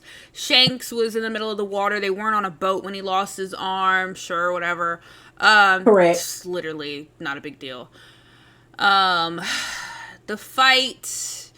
So the fight with the mountain thieves that come down and fuck with Shanks and the crew, they actually pour the drink on his head. Right. And I really wish that would have continued, but sure, okay. Yeah. What else? This was a lot of infiltrating the what's it called, wasn't it? Yeah, the man in the this was, remember, this episode Luffy did a lot of reflection because he was in the box. Buggy is torturing him in the box with the seawater trying to get the map. Yeah. Nami has tried to escape. She's in the cage. Wait, they got you Zoro being I wrote a note Okay. as I'm I sorry. watched. Like it all started to blur after a while because I was just going to. Right. Yeah. No. Yeah, that was a lot of what's it called? Right. The guy's torturing Zoro by throwing the throwing star, the stilettos at him. I appreciate the knowledge of Baroque's work that was given in that episode. Okay. Before it happens later, if it happens. Okay. It put a realization that we didn't really get with the manga and the anime, that Zoro was a pirate bounty hunter. And to get your bounty, you bring them dead or alive. Dead meaning you need some form of identification. We learned this in Cowboy Bebop when we were kids. You need to bring a body in to get your money. Right. So Zoro is a murderer, pretty much. And that's not something that clicks when you're just watching the anime or the manga. This lets you know that Zoro is he did his job. When he comes in with the bag with the dude's torso up, and he was like, I need a drink for me and my friend right here. And then dude starts laughing. Right. So, I appreciate that we are put into the perspective that there's murdering here. Kids showed my ass. I also I also like the fact that we get more of who these people are, as opposed to it just being implied like in the manga, or a billion episodes in, and then Yes, you get I it. do Yeah, like like you that. get it here where everybody's mixing and mingling. So like we said, you see a little bit of Nami being trifling, like That old trifling bitch. Yeah. right. Like my favorite scene was that bar scene where Yes. you got Zoro bringing it in, you got Nami sizing up the Marines, you got Luffy in here like, oh, I need a whole crew, and it's just me and Kobe. What a crew Who can I at? get? Oh, he's cool. Oh, She he can cool. fight. Oh, He can yeah, fight. right. So overall, I was I cool with the will second say, episode. I think it was a lot yeah, happening that I was okay with as I saw how it came into fruition in the next episodes. right, because the whole thing with him being in the box with the salt water, which is like showing, okay, well, you just like Buggy said, all that power, and it all goes away with a little bit of splash. I think that was a great That's delivery, fucking yeah, of true. saying that, Very like, true. I'm so strong, but not so much when I dunk your ass in this water. Right. Like it was great in that sense, and it was like that. All right, so going. Oh, and I will say the only negative note that I had for this episode is Luffy's voice was borderline irritating to me. Good. Then it's doing its job because his voice is fucking borderline irritating in every language. But see, I feel yes, I'm not even lying. but I feel like that's an insult to the person. He Because knew what he was wanted to doing. listen to his real voice, and I was like, I'm so sorry. He knew what This he was shit is doing. grating my nerves. When he Oh. does his actual moves, his voice gets higher and actually sounds like the English voice actor of Luffy. Someone's been fucking studying. That's all that tells me. Yeah, and you know Your how I voice feel is about annoying. You're doing your job. both English and Japanese voice actors for the anime. Horrendous. All right, episode 3, Tale No Tales. Introduction to Usopp. Oh Lord, this is my husband's favorite character. This is my least favorite character. He is one of my favorite characters in the animated series and the manga. I can say right now, off the back, I'm gonna go ahead and give y'all my negative. I'm sorry, chat, say what y'all want. I struggled. Put it like this: it's like all y'all voices played in my head when y'all said that his arc was a struggle to get this. If this was my introduction to this character, this live, I get it. I struggled, struggled. I struggled. So I struggled. a piece of me is glad that it's not the manga or anime version. They complain. They completely redo this whole entire arc. I want to say like 95%. Yeah, they did. I wrote notes of things that changed. About At the beginning of the episode, I will say I love the fact that the characters are changing clothes. That pleases me. anime drip, and if you didn't know, here's some more random One Piece knowledge. Every single outfit they wear has been designed and colored in some form of illustration by your boy Oda, whether it be a cover or a color page, the cover of Shonen Jump, so on and so forth. Every outfit has been drawn by Oda. I like it. I dig. So anime drip. I dig. Yatch. I dig. I also wrote that Usopp is still kind of irksome, and I don't have a problem with him in the but let's talk about his introduction. I love baby Usopp, the- little chubby baby Usopp. Little chubby baby Usopp. I love baby Usopp. I think all of the kids were a plus here. I mean, yeah, Oh, we they got did a kid great acting, job. but the kids were a plus. They were adorable. I will say.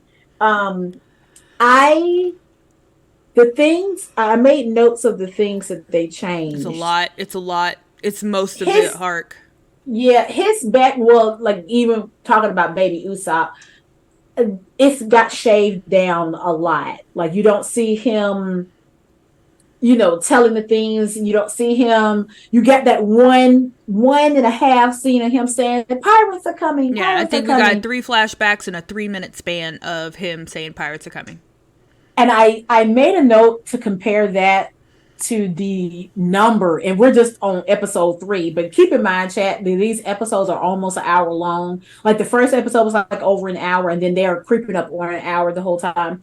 Just like right at the hour mark or slightly under it. So it's like even by this episode, we've had so many flashbacks of Luffy, and I felt like Usopp was, yeah.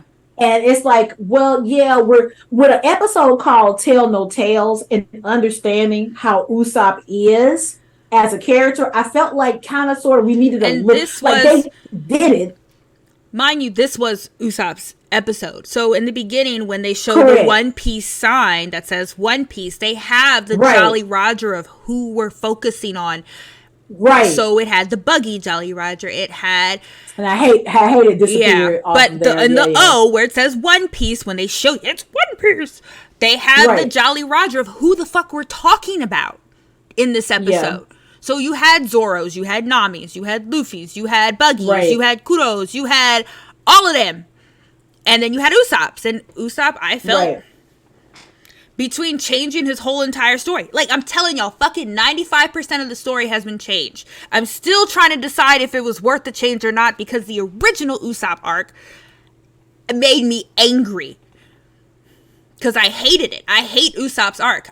Usopp is my least favorite character to me. So do you think that Oda changed it? Because he was there. Yeah. He was there. No, he had to approve it. And I'm wondering, think he did that to keep people from disliking? Because it is the Usopp most voted down arc in all of One Piece. And then they now do the polls that every arc.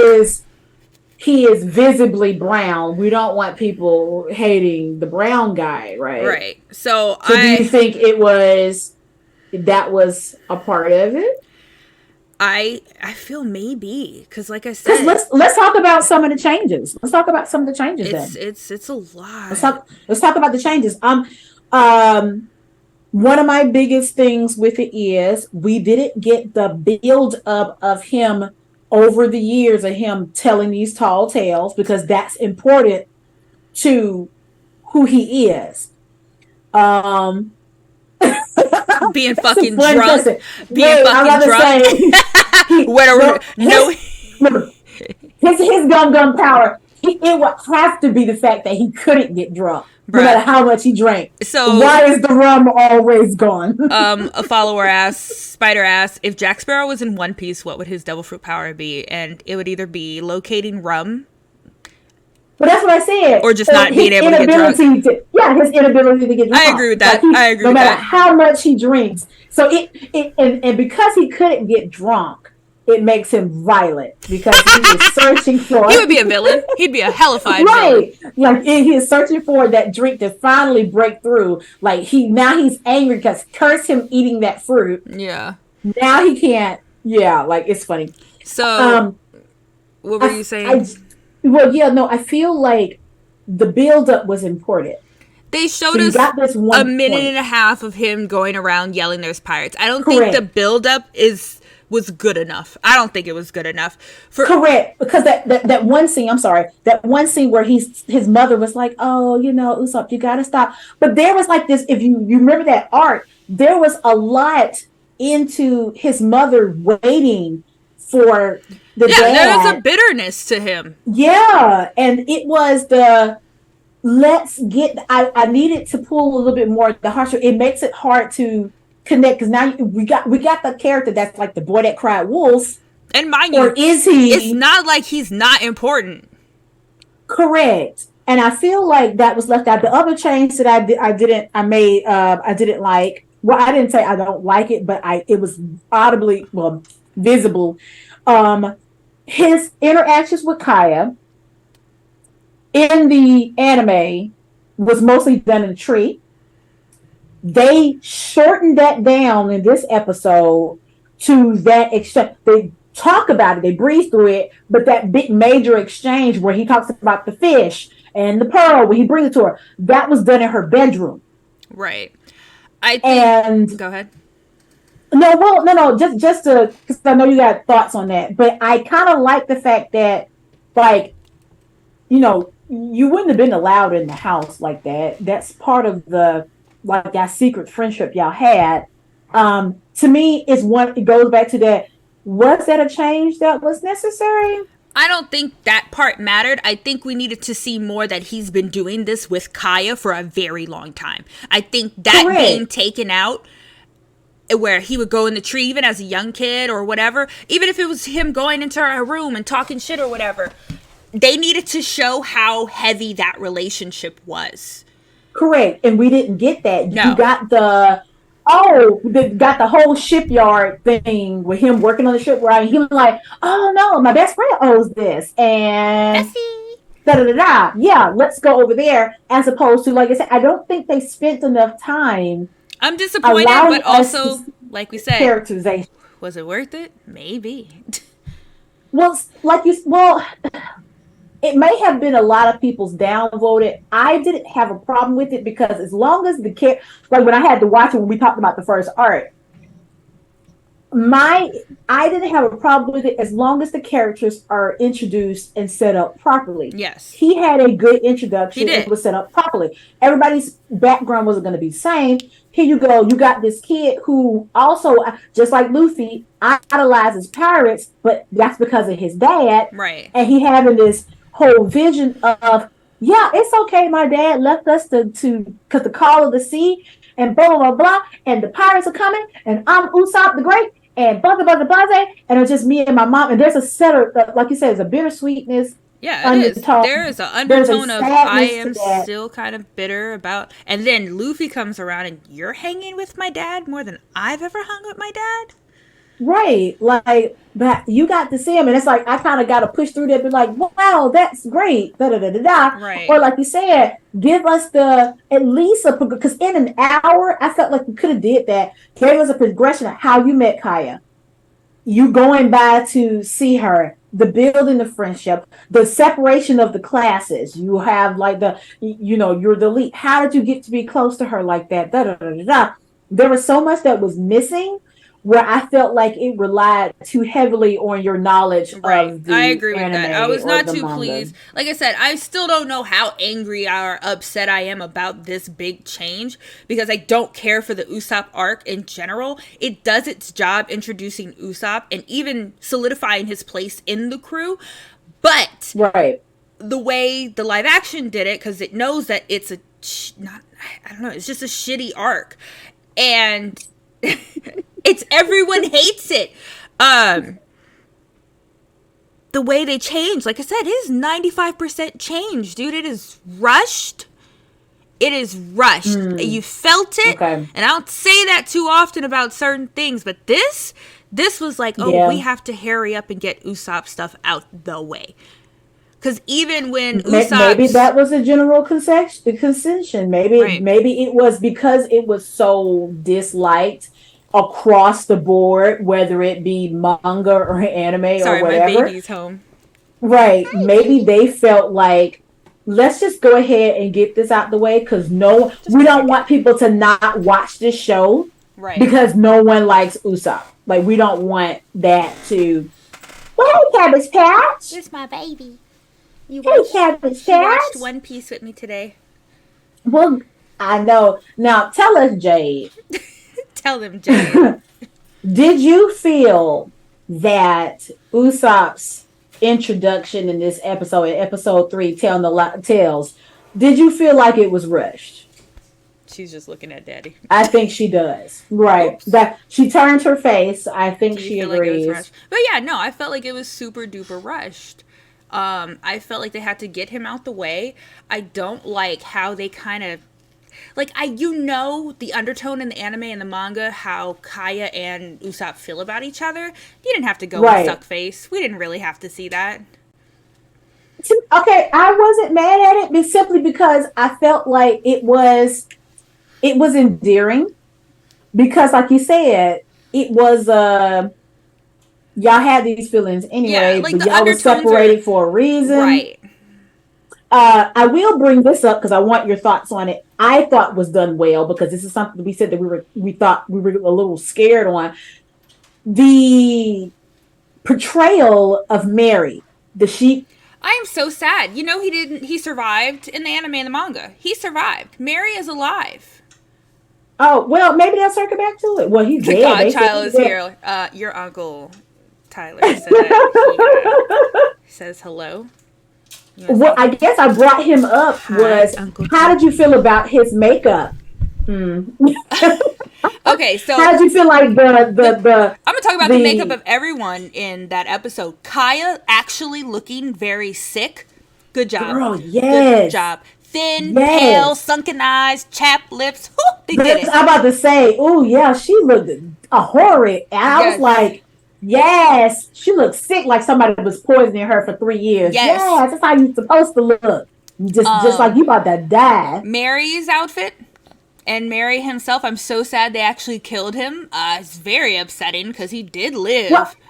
What I want your opinion on is the Yes, it looked make. good. Yeah, It did. right. Because I didn't know how that was going to translate to live action. Right. And it's like, oh, thank y'all for not making it look cartoonishly buffoon. Right. You know, y'all made it look. Yeah, again, I like the fantastical realism. Right. Of stuff. And I'm fine with that. Like the little things like that. Or with Boji, I think it was, where he also had the little horns and stuff. He was holding the applause sign in Buggy's thing. Right. Yeah, no. Yeah. I think everything. We got the I don't we think got I the have an introduction issue of with. Arlong in this episode Yeah. too. How do we I- since we're I- gonna get into it a little bit more, but how do we like the initial look of the fishman? Oh man! Ooh, Lord, almost fell with this baby. I'm still actually trying to form an opinion. A piece of me is like, man, I haven't seen decent ass makeup like that in prosthetics since maybe Correct. 1990 Freddy Krueger or something like that. But Okay. oh god, I'm still iffy about it. They actually, well, I'll say this: they look like their character. Right. They look like Well- their character. They look like their character. Arlong looks like Arlong. As much as I don't like Arlong's nose, doesn't mean that Arlong did not look like Arlong. He Yeah, even 'cause had I his two pulled the gold picture chains. while I was looking. Yep, and I was like, yeah, no, spot on. Another one, spot on. I will tell you one of the highlights from this particular episode before we go on to the other one. Particular highlight is I cackled at Luffy and Usopp's formal wear when they had to go to dinner with them, that vest. Just Oh bare my chest. gosh. That was I loved it. It was hilariously funny to me. I liked the exchange with Nami and Zoro, Zoro. and but yeah, Nami and Zoro and Luffy when they were in the big giant closet to Yes. pick out formal wear. That was funny. I'm glad you brought that up. I do like the exchange with Kaya and Nami I did too. It wasn't because that it never showed that happened Kaya before. wasn't stupid. Yeah, it showed that Right. not just that, it showed us Nami's boundaries on top of Right. it for other people. Ain't that right, Mama? That's right. Yeah, because when she was like, "Oh yeah, that was my mother's dress. It looks good on you," and she's like, "Oh, like, yeah," and then like with her trying to collect, steal things out of her house, and then Yeah, she she was accidentally like, "Go walks in ahead and take Kaya's it." room. Yeah, and that whole exchange, I like that insert, and I did make note of certain things that were inserted. I was like, I like that insert there. Did I? Oh yeah, the whole confrontation with the Marines at night there when it came down to them discovering the butler. The butler did it. The butler did it. did it. It was How Clawdor. did you, yeah, how did I you didn't feel like it. about Claw? I loved his goons Oh no, though. I like him. I don't like the Marines being there when they weren't supposed to. I think that part, and I made a note there. I was like, I was like, I know I ain't crazy. I this made is a when I note right really there. I kind of was like, started was like, oh no, are That they doesn't really go going there. to? Yeah, because it's one of those things. It's one. You're a sweetie pie. It's one of those things where the Marines are supposed to be the scary part of this story. They're Right. supposed to be the scary part of this story. And now they're just showing up at people's doors. I don't know, man. And I get the like, okay, so because since we're on that, I get the exchange between Gart and Kobe, especially when they were playing Go, Yeah. and him trying to get him to understand strategically or why you're a Marine or da da da da da. Right. And so it's like, okay, now I'm trying to suss out how loyal are you to the Marines? Are you going to drop dime on your homeboy that rescued you off of Avita ship? Right. Or are you going to be down for But isn't this the also when we Marines? figure out that Garp is Luffy's grandfather? Yes, because remember, Daddy, thanks, Daddy. he told him, and it was like, oh, now because remember Kobe was putting it together like, okay, well, why are you so hell bent on getting this dude? And then we Sorry. get the whole exchange of, yeah, that's my grandson, blah blah blah blah blah. I wanted him to be a Marine, da da da da. But I think it's almost like that we were talking about earlier. I feel like some of those little touches, like with the Marines showing up at the house at night when they weren't supposed to be there at that point in the story, Right. gave us a little. It's like you said, it added a little bit more to the story. Like, okay, when you got Usopp running through like well, I know that's going into the next episode, which is episode 4. So I guess while we're here, let's talk about episode 4. The pirates are coming, where Claudor literally go into full villain mode now that Kaya's 18 years old. 12 a.m.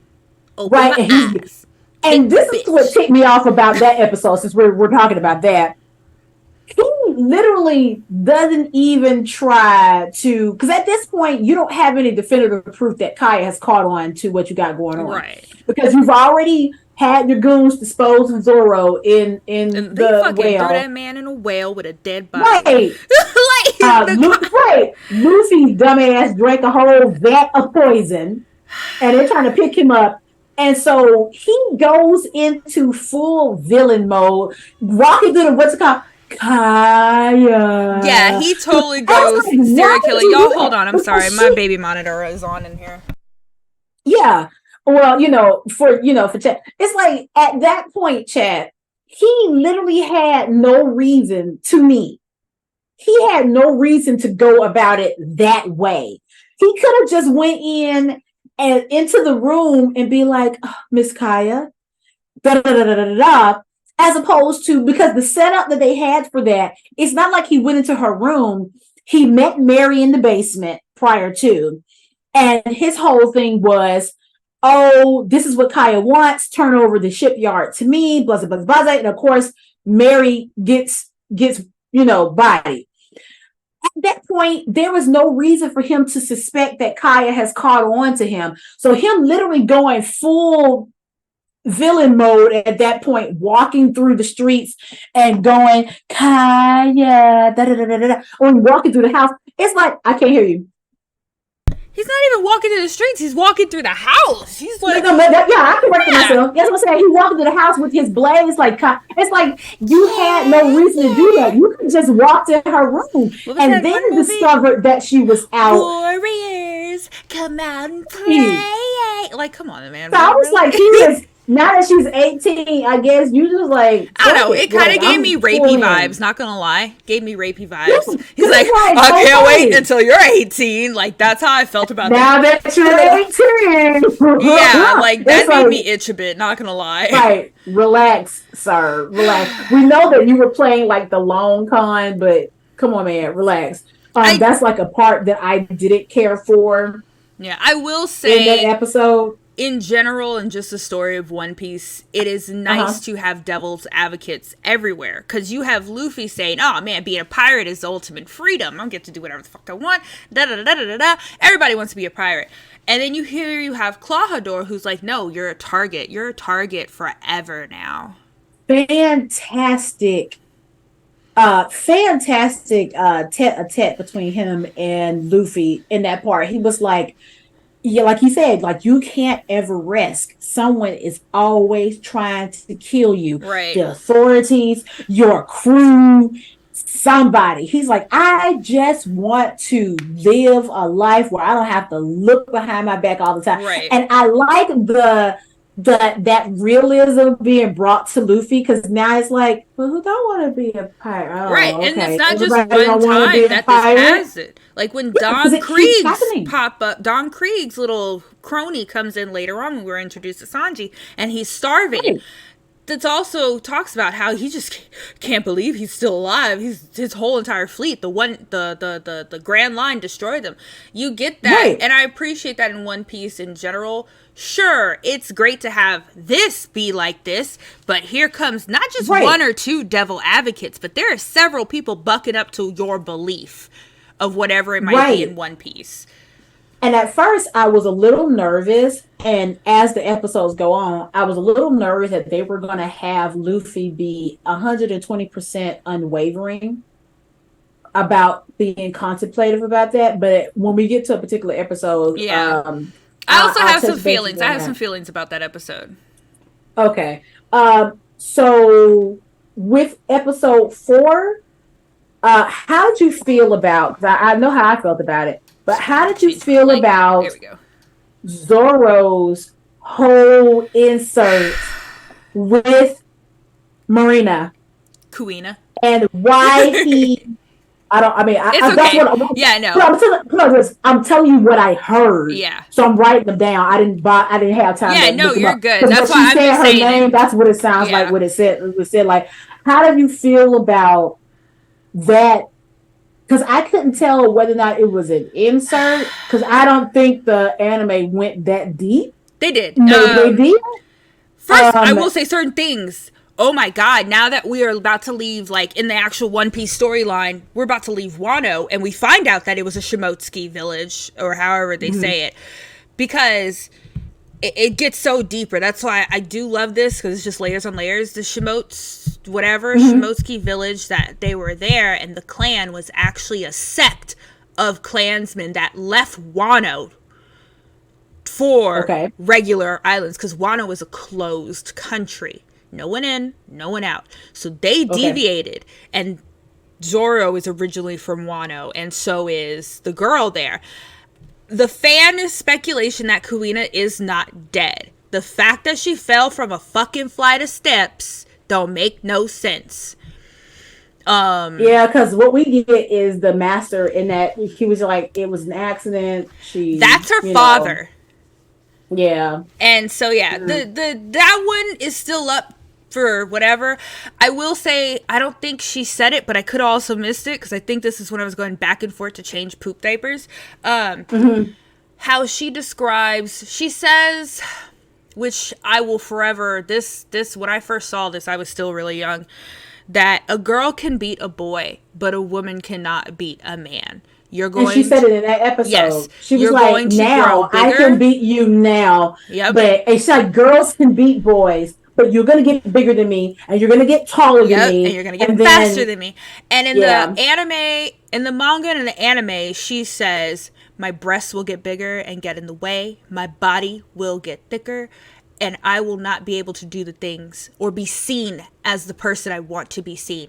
And she tells him how he has all the privilege in the world. They didn't allow her to go say that part. Which I mean, I get it. I get what she was saying. Yeah, without we the got it. extra. We got it. Yeah, like I understand what you're saying. Like, yeah, and I like how it hurt her. Like she was like, and I like Zoro's rhetoric. Like, don't say that. You're my girl. You We homies, y'all. are strong. Yeah, like you are strong. You are, we're gonna train. He was like, I will train together. We're train every single day until one of us is. And I like that childhood innocence where it's like, I don't see we can do it together. No girls, no boys. We're just strong. We're strong. Right. And her like, okay, well, I'm gonna believe you. I'm gonna trust you. This is what's gonna. I will say, I wish there was more crybaby Zoro like there was in the anime, because he fucking cried about it. He cried about it. Got you. He cried about it. I think it showed the fact that he does still to this point have vulnerability within him as a character. Yeah. Random One Piece knowledge, fun facts. Because of the fact that she fell from a flight of stairs and there was an accident, Zoro, if any of his crewmates are falling near him, he actually catches them throughout the whole entire series. He actually grabs them. He grabs Robin. He even grabs Sanji so he doesn't fall. He does not let anyone fall if they're near him. The whole entire series. And what a nice little tidbit. So just throwing those just little fun facts of One Piece. Right. But yeah, no, I was okay with that exchange. They once again, this told Lord, my shirt. Lord. They told more than we were given at this time. So I was shooketh. I was shooketh they gave you the name of the village. But yeah. Yeah. I guess maybe they felt like in setting up the background, it doesn't well, let me ask this then, because I don't know. Does it take away from the storytelling by telling it early? The thing is, because I don't know if this live action will continue to that point, because we've talked about it. We did talk about it. Yeah. Between regular human beings actually aging and how much more fantastical actual characters look as you go into, like, we're gonna eventually run into a whole entire civilization of animal people. How the fuck are you gonna portray that on screen? They're all gonna look like fucking cats with Taylor Swift. Right. Ugh. So I can't answer that because I don't know if we'll even get to that point. So I don't know if they're sticking this knowledge in there early, knowing they might not get to that point. Yeah. Yeah. No, I got nothing. That's pretty much how I would say it. I don't know if they're saying we don't. Logically, my logical brain is saying maybe we don't have the luxury of not telling it right now because, and like we'll circle back to it, but like we said, given the vast number of episodes, like we did not know it was a Shimotsuki village until like 5 episodes ago, 10 episodes ago. You know? It is now 2023, and this has been out since the late 90s, and it's like, so it's like, we don't have the luxury of waiting another 25 years before you find out. Like, you don't even learn Luffy's grandfather is Garp until Water 7, which is 600 chapters in, I want to say, 500. So, and we found this out by episode 2. Yeah. So, there's that. Okay. Well, overall, chapter 4, the pirates are coming. That kind of made me itch. How was your impression when we come down to the interaction with the Marines, the information, the background we're getting with Kobe and Garp, and the pirate, the butler did it, type of, how are we feeling that overall, episode 4? Episode 4 was disappointing to me. Episode 4 was disappointing because of the rushed Usopp, the fact that, does she like me? I hate that shit so much. I hate it. It's so sideways. We don't talk about anyone liking any fucking body in One Piece. We're here for the fucking action and the adventure. Whatever. The close range fight, the fact that Django wasn't even there. Like, where the fuck is Django? I was about to ask that because I knew I wasn't crazy. I kept telling myself I did not make a note because I was like, what did little Michael Jackson do? So Kudo's right hand man was named Django. Yeah, he's like the whole time. Yeah, and he's a main person of interest because he hypnotizes the crew. And he can actually hypnotize his own crew to make them believe they're stronger than what they are, which is what gave Zoro and Luffy a hard time.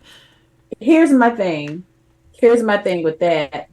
Do you think that they had permission to even use an implied likeness? If Flex Washington can paint his face white. No.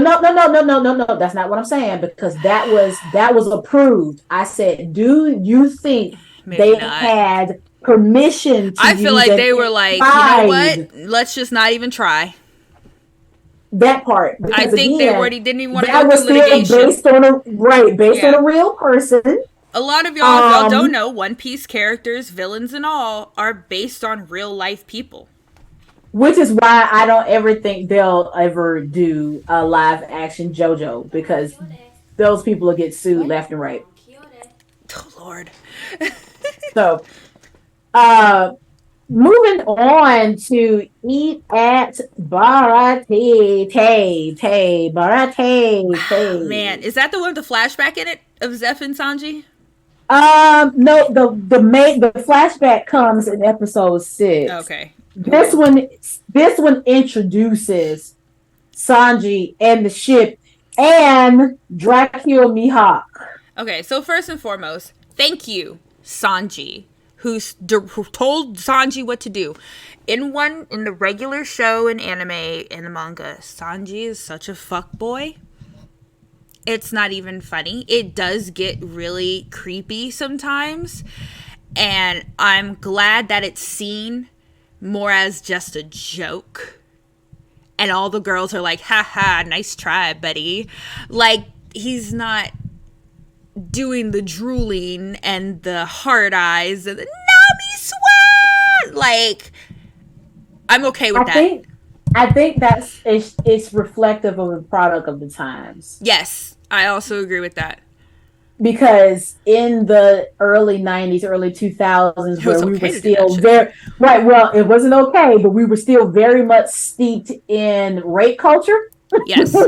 So no, it's okay that the boys is doing the way he was doing it. Come on, man. Yeah, as opposed to saying like that ain't cool with this man with literal drool coming out his mouth, the heart eyes, and you're like, come on, man, relax. Like, you act like you ain't never seen boobs before. Like, right. Chill out, man. I think I'm very pleased at how they made it more of just this kind of.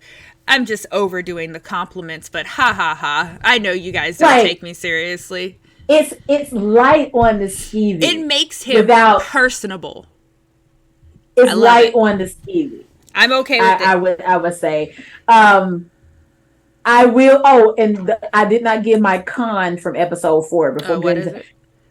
My major con in episode 4 is there is in the words of several YouTubers that say this, and I agree with them. There is never a time where it is okay to show vomit, let alone projectile vomit. Oh my god!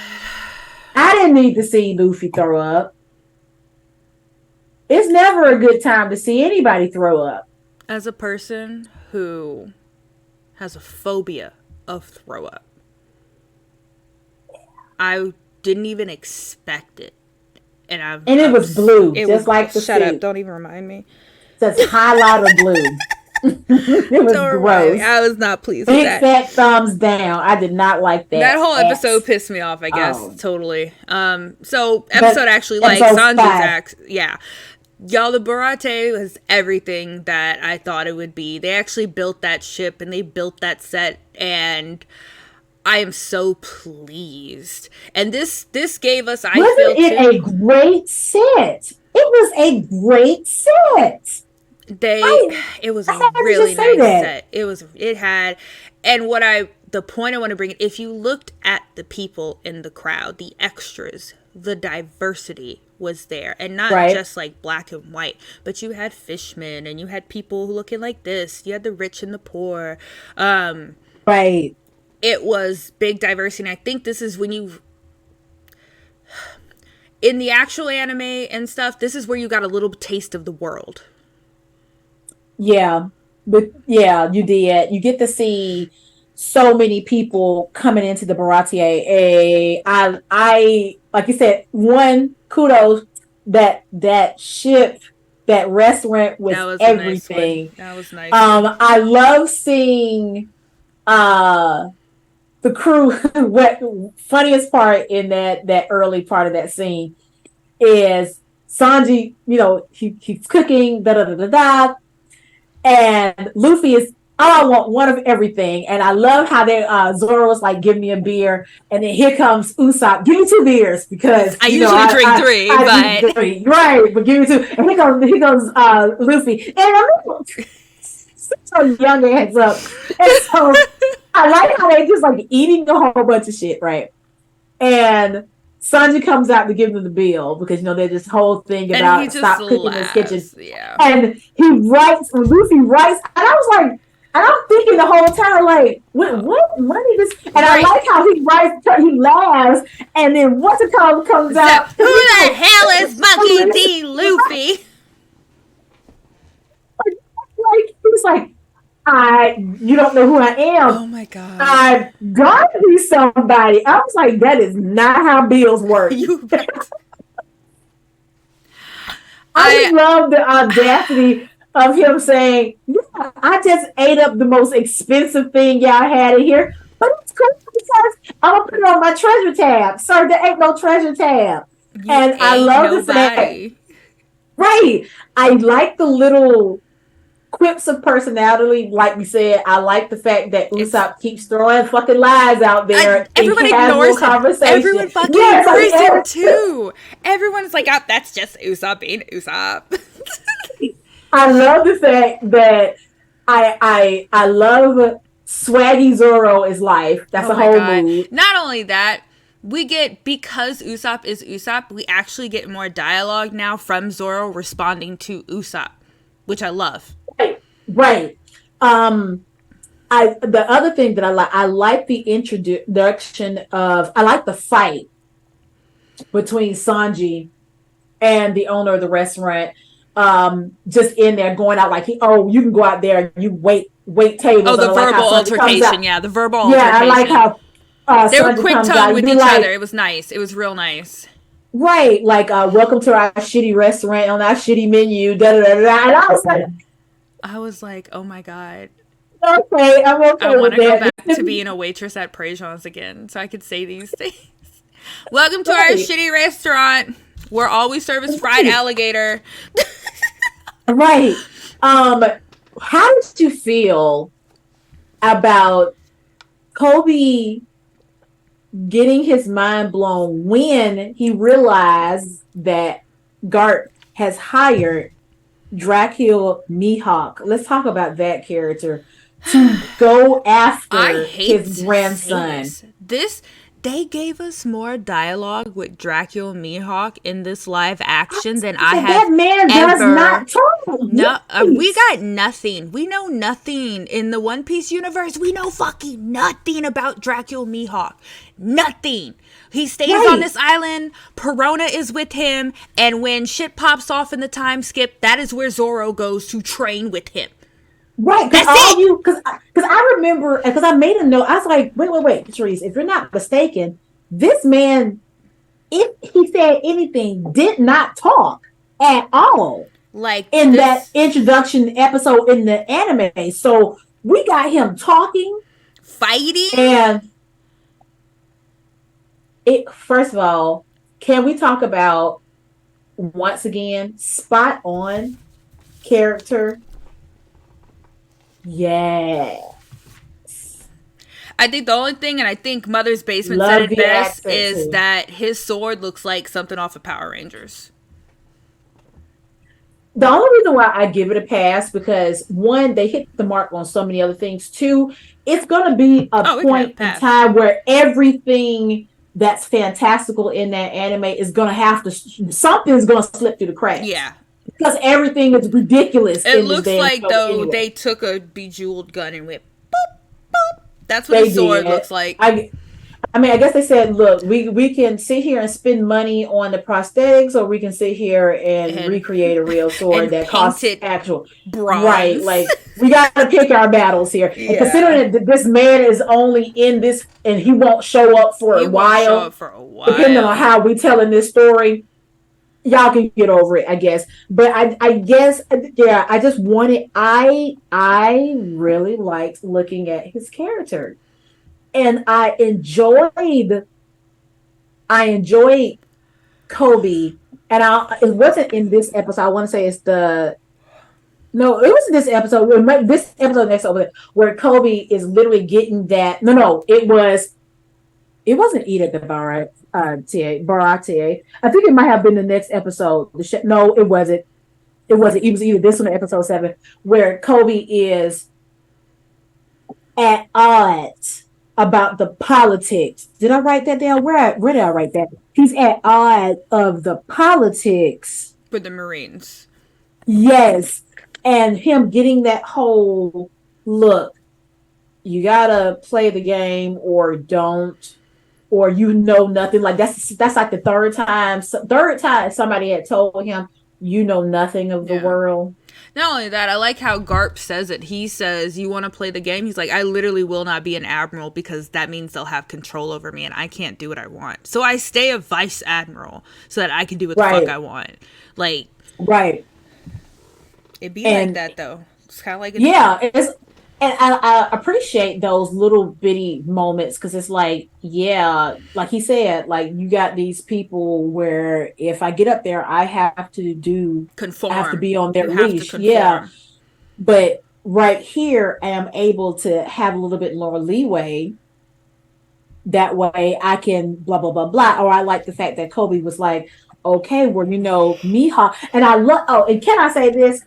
I love how every time they introduce a character that has a bounty, the character's bounty pops up, the money that it is that they're worth is inflamed, and then the character actually does something to wave it off, slice it, push it. Right. It's so cool. Yeah, it's so cool. It is very dope. And I like how when they did Mihawk's, it showed that it is like his wanted poster was like discontinued, like they changed it from wanted because he works for them. Yeah, and I thought that was pretty dope how they tailored it to whatever.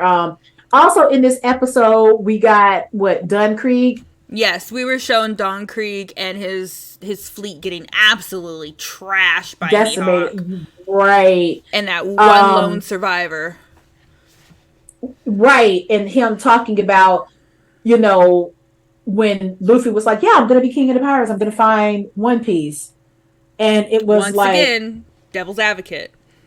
Right, and the guy was like, yeah, we were doing that too at one point. We had a whole armada. And when he said that, I was like, oh, it was a whole bunch of boats. He was like, yeah, wiped out 50 boats. I'm the only one that survived. I mean, the only one. I was out there for drift. That's not, out there in that 7 days big expanse. Right. That's what I'm saying. It's not what you think. Da da da da da. I think that episode, the one before it, I like those moments where Luffy's goal is constantly being challenged. Like you saying that, and it seems like you're saying it really chipper, like you're taking it lightly. Like, come on, man. Like this is a thing. I will say the thing that I liked, and a couple of things that I really liked in this episode is the CGI with Luffy fighting a little bit more is starting to not be as cringy to me. Right. I'm okay with that. I do like seeing Sanji kick. His voice still grates my nerves. And really? It was just that one shot that he was orange, and I was just not a fan. But in the next shot, he wasn't orange anymore. It might have been the lighting. The lighting in this series is a little weird. And it's almost like they keep the lighting dark during the fight scenes, so it doesn't look so... That part. So you can't really... Can't see all the strings attached. Say, I can see the BAM! Yes, right. Type of thing.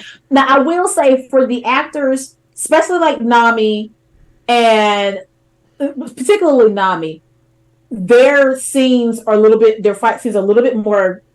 It has a little bit more of a flow. Zoro to it too, because they actually took up hardcore training. So yeah, it looks a little bit more seamless with those. Luffy, I understand because now you gotta sit there and CGI yeah.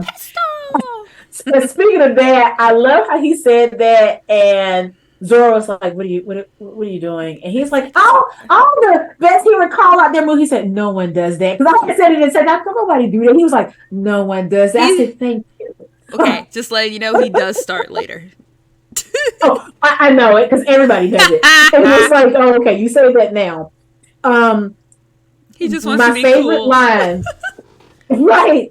My favorite line from this episode came from Mihawk when Zoro challenges him and says, "Okay, it's a shame that you're gonna die today." So they go out there to fight. Mihawk takes off his necklace and pull out that tiny dagger. And Zoro was like, "What the hell is this? What are you doing?" And Mihawk says the line, "Well, I don't hunt rabbits with a cannon." And I said, Oh my god. thank you. They had some bangers of some one-liners, The and one-liners that were was nice. one of it. Yeah, that because the other one-liner came from Claude, the Claude guy, the butler. Yeah, when he was talking to his minions, and he says, "What did he say?" I didn't write that one down, but I cackled for like 30 minutes. He was like, "I can't think with y'all inbred conversation." And I was, you know. He's so rude. It was so rude. that part. No, this episode might have been like overall, a 30% 30 to 40% change. And the talking and the conversation that most of this episode was just conversations. Okay. It's great. The way that we mingled and co-mingled with each other, the way Sanji was so nice and personable and actually a really good guy. You got Usopp working like his way into the crew on how his dialogue is. You got the shots being taken by Nami and Zoro, so they're getting more dialogue as they're learning about each. It's a dialogue heavy episode, and I was very pleased with it. I was also pleased by Usopp drinking this big ass drink that I'm trying to figure out how he got it. The 3 straws, just who gave that baby alcohol? Because he's like only 1 year older than Luffy. They said, slow down on that. He was like, I don't even taste it. How did you feel about before we move on from this episode, because they had some very pivotal parts too. How did you feel about the Nami situation? How they handle her saying like that's when they kind of elude the reveal. I'm still out for self because I have to get this. I'm going to leave them and take this map. Sorry, y'all. Past my bedtime. No, you're okay. How do you feel like how like that was handled before she backpedaled? Was that? I thought she was gonna go. You had me fooled. Like she was gonna go. This is how they were gonna get her off. Because originally, like I said, this dialogue, the Barate changed about 50-40%. And originally Nami takes the Going Merry and goes off to her island with the money and the map. And it leaves them stuck here, and they have to take a dinghy to which is led by a Sea King to get there. So I thought that was going to be her way to get out of there without having to do all the another Sea King CGI, you know? Got you. So they changed it and had her in that particular scene. They had her. Yeah. So I thought she was actually going to roll out. And I was like, okay, that's their solution without having to go through another CGI Sea King. It's the Moo fish, if you remember. Right. So how did you feel about Mihawk's and Zoro's fight, though? Do you think the choreograph was handled well? I think it was, because how we watched it was us in the beginning so far have seen Zoro just be a badass for these first 30-ish episodes. And no one can beat Zoro. And then all of a sudden, not only is he beaten, he is completely and utterly defeated. Right. So I think that's like one of the few parts we actually saw Luffy react. Right. When he thought, because when Nami, and that's going into the next episode, when Nami kept bringing like, you had the power to stop him. You did it. And he was like, because he was still held on, but that's your dream. You can go after your dream. If his dream was to sit there and fight. And like he said, at the end of that, he said, I didn't think he was going to lose. Yeah, he had all the faith in him. And I guess this is going to be a big pivotal change that I might, if like I said, they continue, I might have to get used to this. I don't know this Luffy at this point. Luffy didn't take a lot of L's until Sabundi Right. later on. Luffy is not an indecisive person. Luffy sticks to his guns and doubles down on them. We Right. didn't have Luffy thinking so hard like he is doing in the live action when we get to this point, realizing that his actions have consequences. And Right. why that is important that Luffy exists is because that's when we get the fight with Usopp later about Luffy's choices that he has made going forward. I made a note of that, so I'm glad you brought that up because I think that's a good point to talk about. Realistically, do you think this is because the people that are around Luffy, let me see if I can word this correctly. Do you think that the chaotic neutral Luffy worked in the animation, but realistically in this setting, and particularly with the approach to the live action, that just like they tried it, you can see how it's failing for him. Do you think that realistically the direction they're taking Luffy now, or making him think, or forcing him to come to terms with, you can't, everything ain't rainbows and sunshines there, cupcake, you can't just sit there. Like when Nami said, everybody doesn't get their dreams. She said that to him when she was very upset at him when Zoro is laying in a coma because he is badly damaged for Mihawk's attack. He was like, because Mihawk was like, I'll kill you with the big sword now. Yeah. Right. And Luffy have to sit there and come to terms with, you could have technically stopped it. You are a captain. And then they start giving him all the captain advice. And it's just kind of like, man, I don't know this Luffy you're giving me right now. The Luffy I know would have cackled and moved forward. And then that part right there. Do you think that realistically that's insensitive? Because it's almost like you're saying you're ignoring the facts and the real truth in your face, Luffy. You can't laugh everything off. Sometimes you're going to have to stop giggling so fucking much and pay attention. The man could have died. A little bit torn. And like Nami said, that you had the power to stop him and you chose not to. Because you got this childish idea of people following their dreams even when it's dangerous. It's a hard one because it's a hard choice to not choice, but a hard pill, because it's also like the Luffy we also know would be like, well, if I told him no, he would have just resented me for the rest of his time here. And well, so let me ask this question. Why do you think they approached it the way that they did then, as opposed to the way you just said it? I don't know, honestly. Like I said, I'm still eating up the show. I am going to watch it 2 more times. But yeah. I think you are right on the fact that that's just not how people work. But like I also said, if they continue this series forward, this is going to be a problem later, because chaotic neutral Luffy that does what he wants and not worries about consequences has to deal with the consequences later on with Usopp and even Zoro tearing into him verbally. Right. When that pops off, because even Zoro's like, no, we let Luffy do whatever you want to do, Luffy, but letting you know you have put us in danger before. Zoro lets him know. And that's why Usopp chucks the deuces, because he's tired of this shit. Yeah. And so I don't know how that's going to lead into that. To change the story. Oh yeah. Like, do you think it's going to change the story? Because if we got like you said, if we have a thinking or Luffy, like a burgeoning thinking Luffy now, what does that mean for the story going forward? Because it's not just a thinking Luffy, it is, I understand there's consequences for my actions Luffy. Correct. So that no longer makes him a chaotic neutral character. Right. this plays into, since we're talking about that now, we're going on right quick, eat at the baratier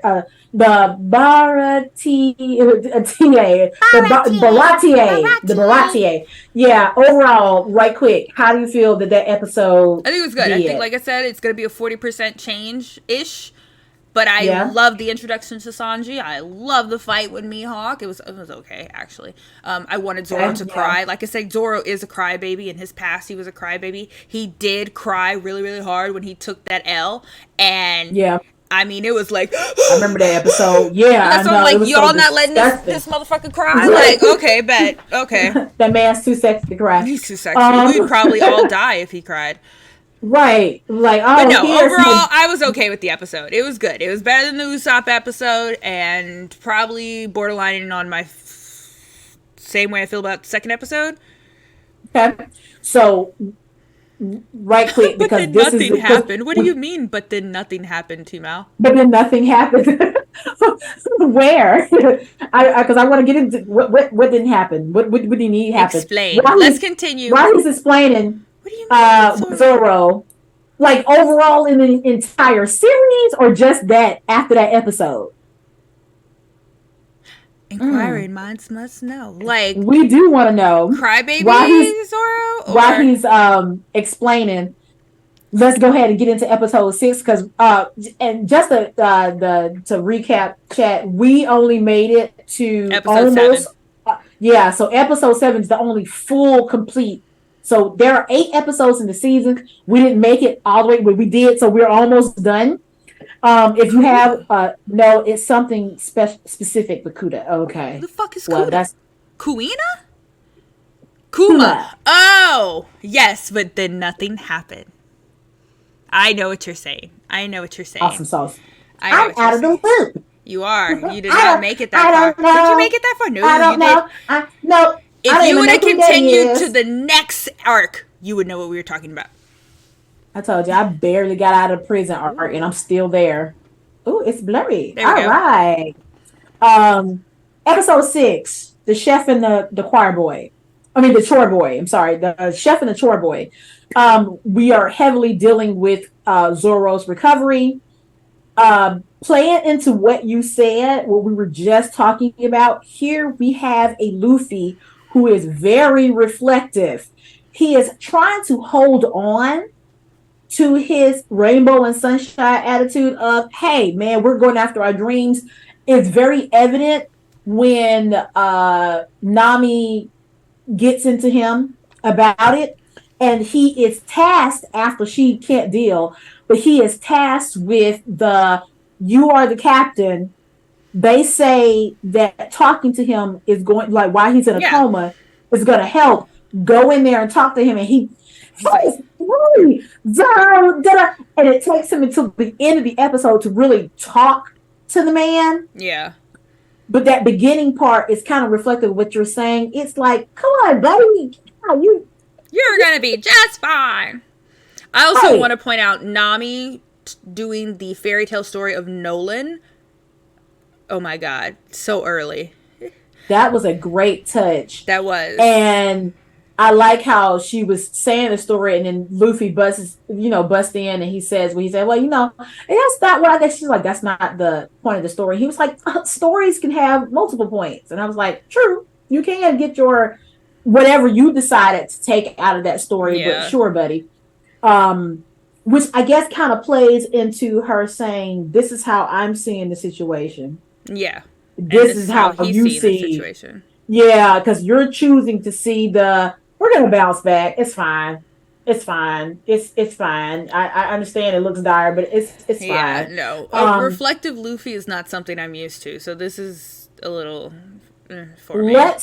Let's talk about Sanji's backstory Woo! and Buddy! his whole thing with Zeph there. So there are a lot of things that were taken out of the anime that were dark in the manga. One Piece is not a happy-go-lucky show that's full of bright colors. A lot of people, when they look at it, they're like, oh, the art's ugly and everything's so happy. No. One Piece is like I said, a story of oppression. So Right. when they are stranded, also, just so you know, when he says oregano is for savages, I He felt did that say that. on a personal level. He said that, and I gave a giggle because I was like, "Sir, I'm growing oregano right now. I guess I am a savage." Oh my I'm a god, that savage. makes I'm me a peasant. so Yeah, pleased. that made me giggle. But so when Sanji and Zeph first meet, they're actually Zeph is an invading pirate to a bougie boat that Sanji is working on as a child, Right. and mutually. It's not mutual. He's trying to kill him. But then the boat capsizes Right. due to a storm, and they're stranded on this awesome looking island. Just so you know, that Right. island is wonderful, beautiful, glorious. Again, did a great job on the sets. Yes. Good job. And so Zeph splits the food with Sanji, baby Sanji, and tells him to go to the other side of the island. I don't want to see your little face at all. Right. Calls right. him, what does he call a little eggplant? Right. You little eggplant. I'm gonna start calling my kids little eggplants and little cucumbers. Right. Anyway. Right. So they're stranded for 50 days. Is it 50 days? 80 Yeah, days. I think it's 50 or 73. He said something. I think it was he gave 80. a high number. 80 yeah, or he gave a something pretty like high that. number. And so Sanji, at the beginning, of course, tries to separate the food out, but it gets all hope is lost at then. And then he finally is like, I'm going to go kill him for his food. Right, because he's Yes, holding we out do on see it. him. We do. So in the Delicious. anime, they do not show this at all.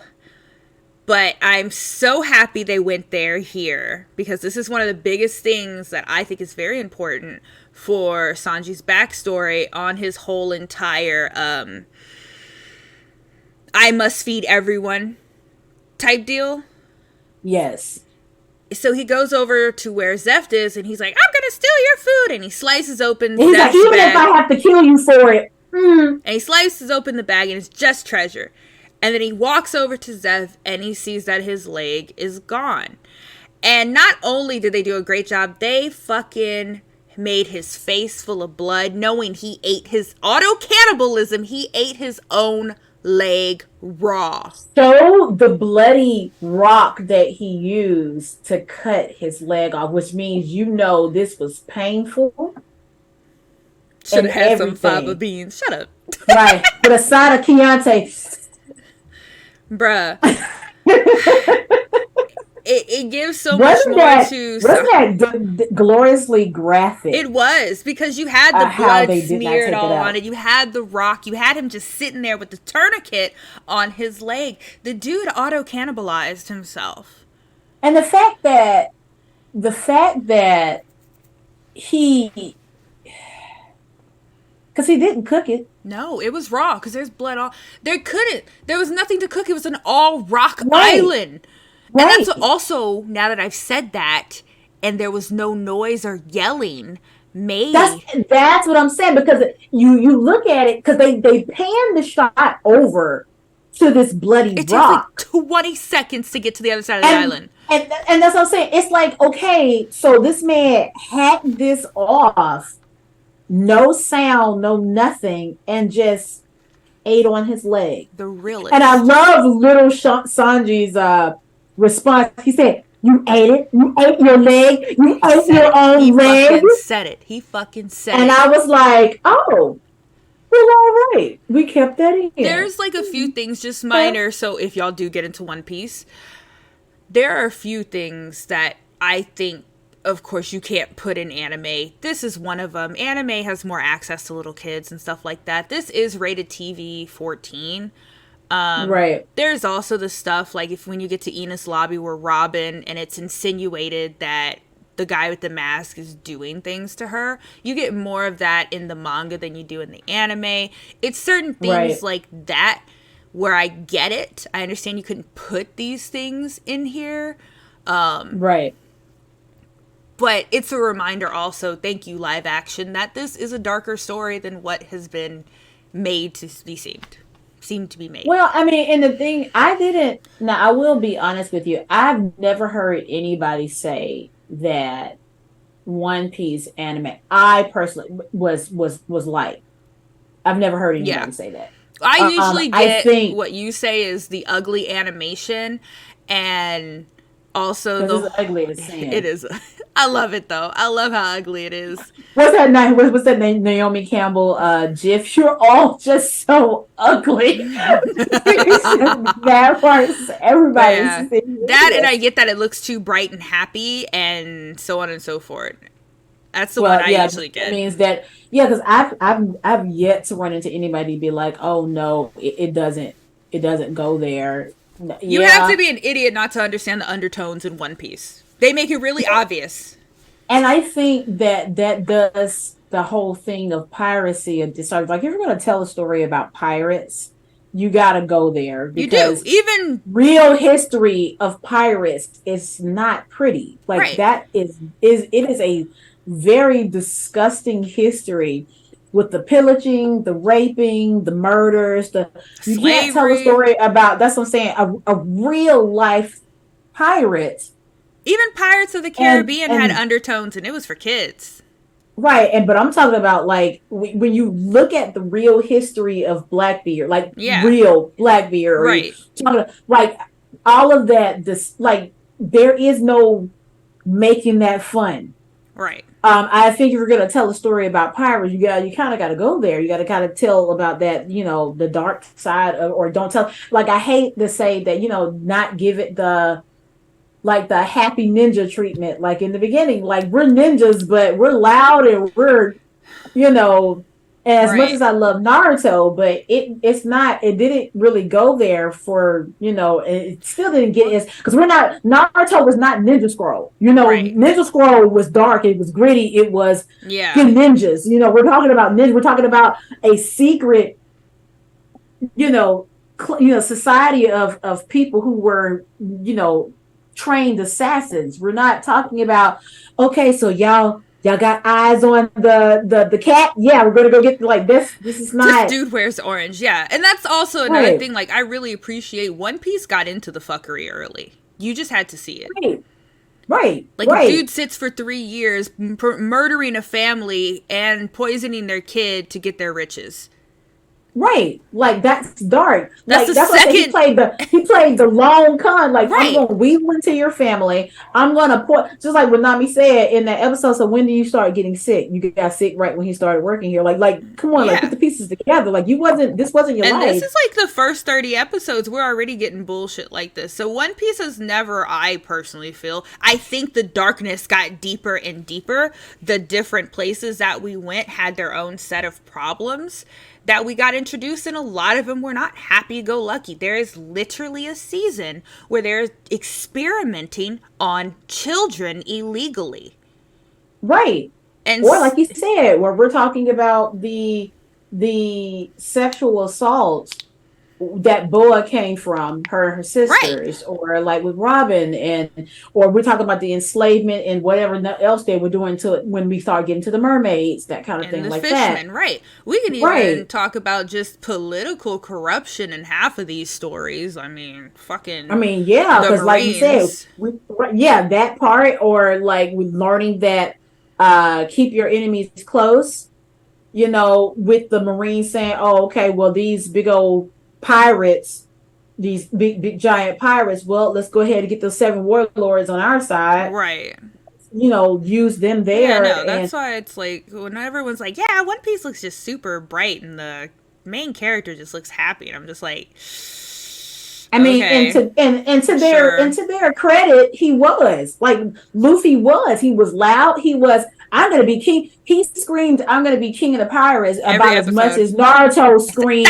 I'm gonna be Hokage. That's what I'm saying. I'm going to be, Hokage. Believe it. He did that. He did. As much. So yeah, like it And you kind of got that whole sense of, oh, you Naruto 2.0. Yeah, I'm gonna be king of the virus, king of the virus, king of the virus, king of the virus, king of the virus, king of the virus, king of the virus. Yeah. Like, come on, man, gotta get it together. But yeah, no. Let's speed this up a little bit. Oh yeah, I'm tired, bro. I'm going to sleep. Did we not shed one thug tear with Sanji and Zeph's goodbye? No, I was very disappointed. I shed a thug tear. So in when the he anime, looked out at the boat and said, "I owe you every." Oh, I was like, I personally feel the anime did it better, where they were lined up and Sanji got on his hands and knees, and I don't know what that Japanese apologizing style when they do the super dramatic head bangs to the floor apology. I think that was more climactic than him going, "I love you guys so much. Thank you for everything you did to me." I'm sorry. I wasn't.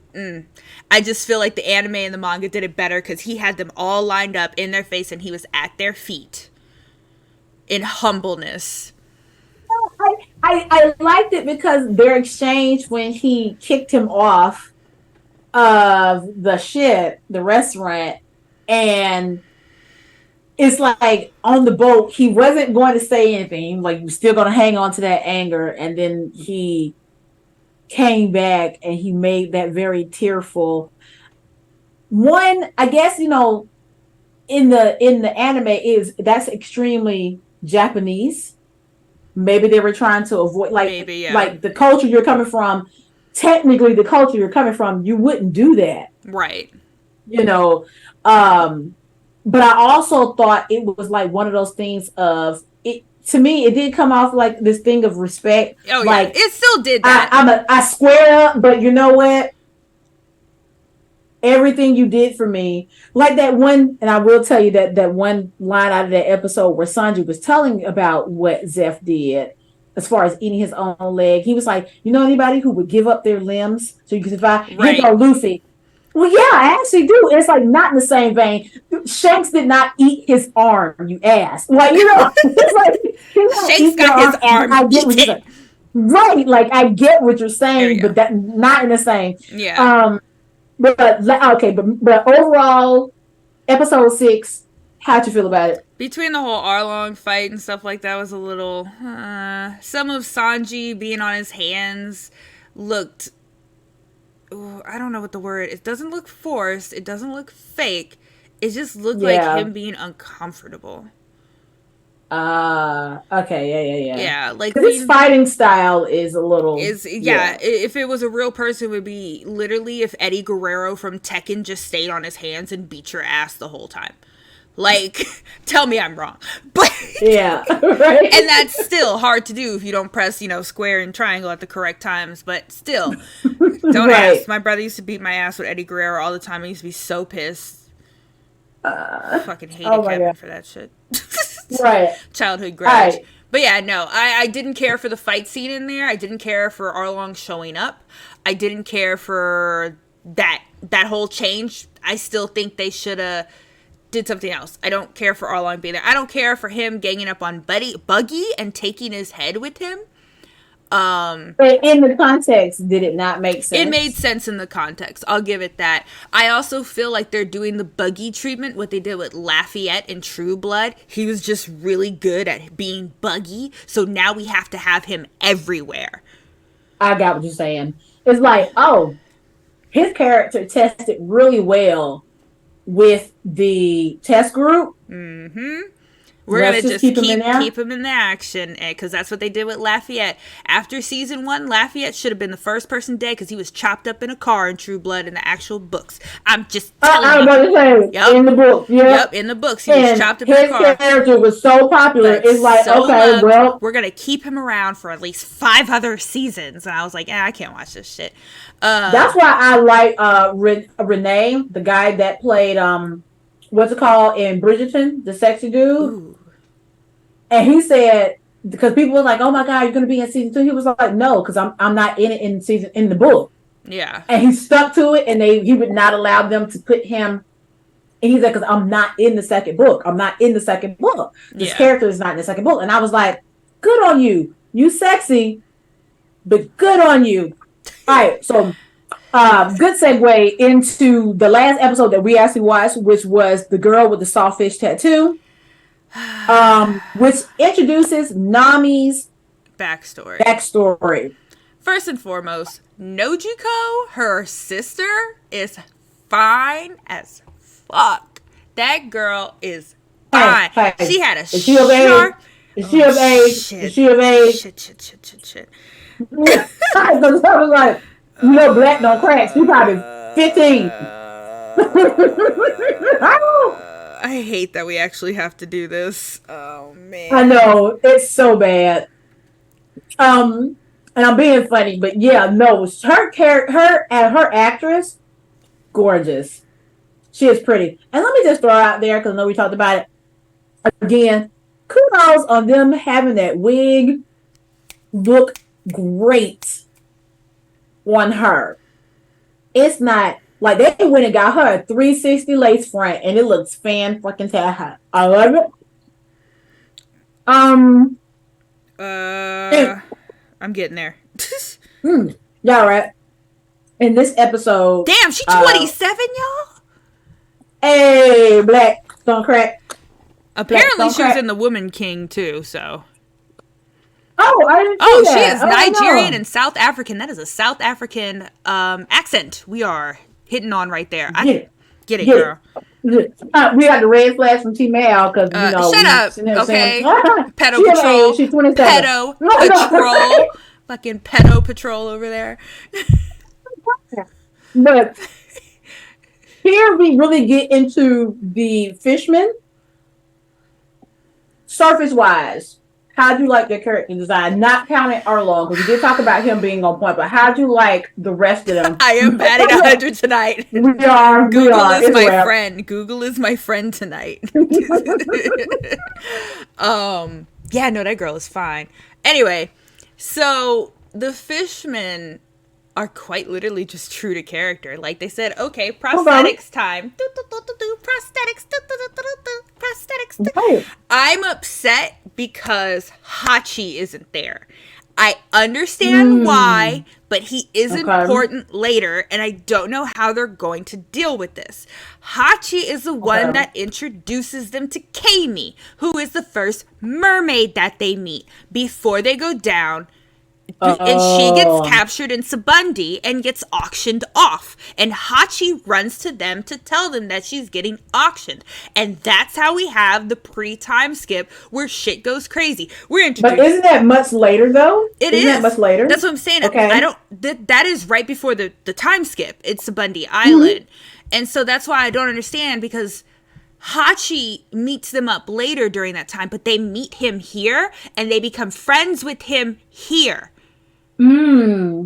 Well, that does throw a monkey wrench in the And story. Hachi brings them down to Fishman Island. He does. Okay. So then that's going to be a problem. Considering how, like, you're more into episode 8 than I am, I'm assuming he never comes up before the season. Hachi does not come up. Okay, I'm halfway through episode 8. Hachi does not come up. Okay. Then that's probably going to be a problem. I'm very concerned because, like I said, he's the person that introduces them to their first mermaid. He introduces them to the black market auction house where they're selling fishmen and mermaids. He brings them down to Fishman Island after the time skip. So I am very confused. What the fuck is happening here? That's a good point. I'm going to circle back to that too. How do we feel about them, Nami's adoptive family, and them making her sister black? I'm fine with it. Because she's pretty. Oh no, it's not even about, like, I'm fine with it. It's the fact that they've added so many colorful people. And it reminds me that this One Piece world has always been diverse. Right. And now you're just putting it into physical fruition. I'm fine with it. I can see this being one of the few shows where I don't think there's going to be a lot of, why was there so many black people in the show? Yeah. Because first and foremost, I don't hear that coming up. We under the fucking sun. We're under the sun, y'all. Okay? Plus, I'm like you. I can't see how you that close to the continent of Africa and you don't employ a bunch of Africans. Right. I think there are several of them who were Nigerian, South African based. Like the guy with blue hair. Shut up, T-Mal. The guy with blue hair that worked at the Barati, whatever fucking name is. Mhm. The Sharky, I think. No, his name's not The Sharky. Baratier. The Baratier, the guy with the blue hair, was also by a black man. Yeah.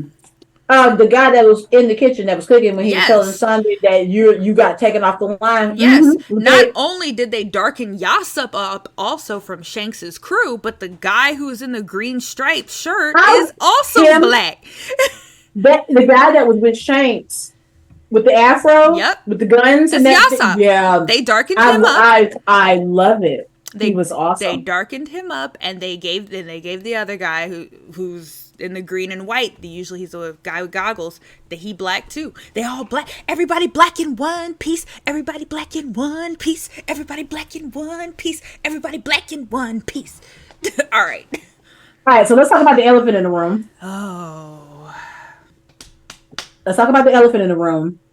Here's what made me write this note. I'm gonna read it as I wrote it.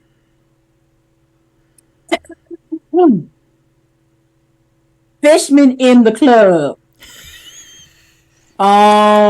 Dot. Oh God. That's what I wrote on my notes. Okay. Fishman torn in the club. I'm torn. But why? I'm torn about this because fishmen in the series are kind of taking the role. If you mirror out certain races doing certain things, yes, they would take the role of black people in America. They would take the oppressive I got role. that from their speech yes. at the end. I'm going to talk about that. Fishmen are one of the most expensive things you can buy in the black market slave trade. They are the hottest commodity, especially the mermaids. That's disgusting. Yes. Yeah. We aren't going... I don't know if we'll ever learn about Fisher Tiger, who liberated... He literally a fishman who liberated fishmen from being slaves. And yeah, that's who Arlong's original captain was. Got you. And so Arlong pretty much was just like, these white people, these humans have taken my people and done all kind of things with them. He's, I don't know, like Malcolm Xing it. Yeah.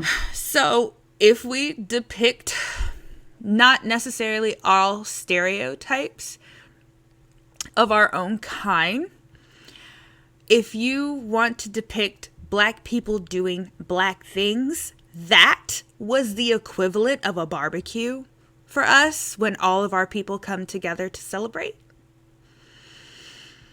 And your white cousin-in-law, who is Nami, comes in. Like, that's... Well, I mean, to be fair, she's kind of like enslaved by them. So right. She wasn't really invited to the cookout. You had no choice but to be there. Yeah, and that's why it's kind of like I'm in a debate if that's my opinion on it. Because if they're just doing what they're doing... Because I need to remind everyone who does not know, because we might not ever get to it, Arlong Park is a copy of Sabundi, but they can't go to Sabundi because that's where the black market trading is. Auction house is. So they are barred from going to Sabundi, but Sabundi has an amusement park and music and themes and so much fun. But all they do is watch it from the sea, is what the Fishman and the Mermaid, they come up to the music and they want to be a part of it, but they can't because they know they can get sold into slavery there easily. So Arlong Park is actually a mirror image of Sabundi because he can never go there. As someone who watched this episode, because you had sent me the text and you was like, I was kind of like, finally got there. Hearing that the fishmen, I guess, are reflective of enslaved Africans and Americans. I guess if that's what we're saying. I don't know, but if that's what we're saying, where a lot of things that happen to the fishmen are reflective to enslaved Africans in America, that means certain things that were depicted, I take issues with. Here's a plus. In the Baratier, where they go in and they demand service, and the humans are looking at them disgust, and the dude says, well, we don't have any seats. And Arlong said, I see plenty of seats. And he goes and he'd be like, he has the, whole speech where, I guess we're making you uncomfortable. Humans, rich, poor, da da da da da. You don't want our kind sitting at the tables. And he's like, oh, da da da da. You give us the menu, and we'll order the meat, or maybe we'll eat one of y'all. And you saw the white lady cowering over there. And I know it's not the point of depicting the white lady per se. The point of that scene, how I took it, is we as Black people are already depicted as savages. Arlong leaned into that. But not in I'm going to give the people what they want. I literally saw that is, no, this is how you are because of anger, because of what is going on, because it's a current thing. Yeah. Like he said in that speech in episode 7, where he's talking to the other fishermen before they burn down the village. Yeah. Where he was saying, like, oh, for years they bought us, they sold us, because this is part of his speech. They bought us, they sold us, they did this, that, and third. But we got liberated. We created our own city. We created, and we are the rightful owners. We are the rightful heirs to this land. We're going to take it back. Black man. He's the angry Black man. Correct. And I guess in that sense of, how do I feel about that? Because that's the depiction that we have. If I'm going to equate myself, because in the greater scheme, I guess somebody can argue and be like, oh, well, there are plenty of Black people in this world. It is not black and white in this sense. It is literally fishmen and humans. But then I can't unsee what I saw, or I can't equate the correlation, I guess what I mean, about the struggles of enslaved Africans, in which I am a direct lineage of, as to what was being depicted on screen in front of me, with we're angry, we have rebelled, but we have turned into, like you said, we're going to Malcolm X this by any means necessary. I don't care who has to die, because F all y'all anyway. And I think that's what made, like I said, we don't know if this is going to continue, but that's what made the Fishman arc that we do come across later on so important. Because now we're going in as the outside. We're going in as Nami, who is afraid to her soul to go into this city, because of what Arlong has done to her. Correct. And so when we get to Fishman Island, you realize Arlong is the few. Most of them, including the patriarchy that is there, you had the royal family of Fishman Island wants a seat at the table, and they're politically fighting for a seat at the Revelry, which is the 20 seats. They want a seat at that table, because that's the only way they can stop people from poaching their people. If you don't have power, you don't have nothing, so we fight to get a seat at the table at the Revelry, right? See, that's another great thing, because that's still a correlation to Black people. Like, and that's we are constantly fighting. Like at W.E.B. Du Bois. W.E.B. Du Bois' whole thing was assimilate. Yes. He said it. George Washington Carver said it. Assimilate. Assimilate.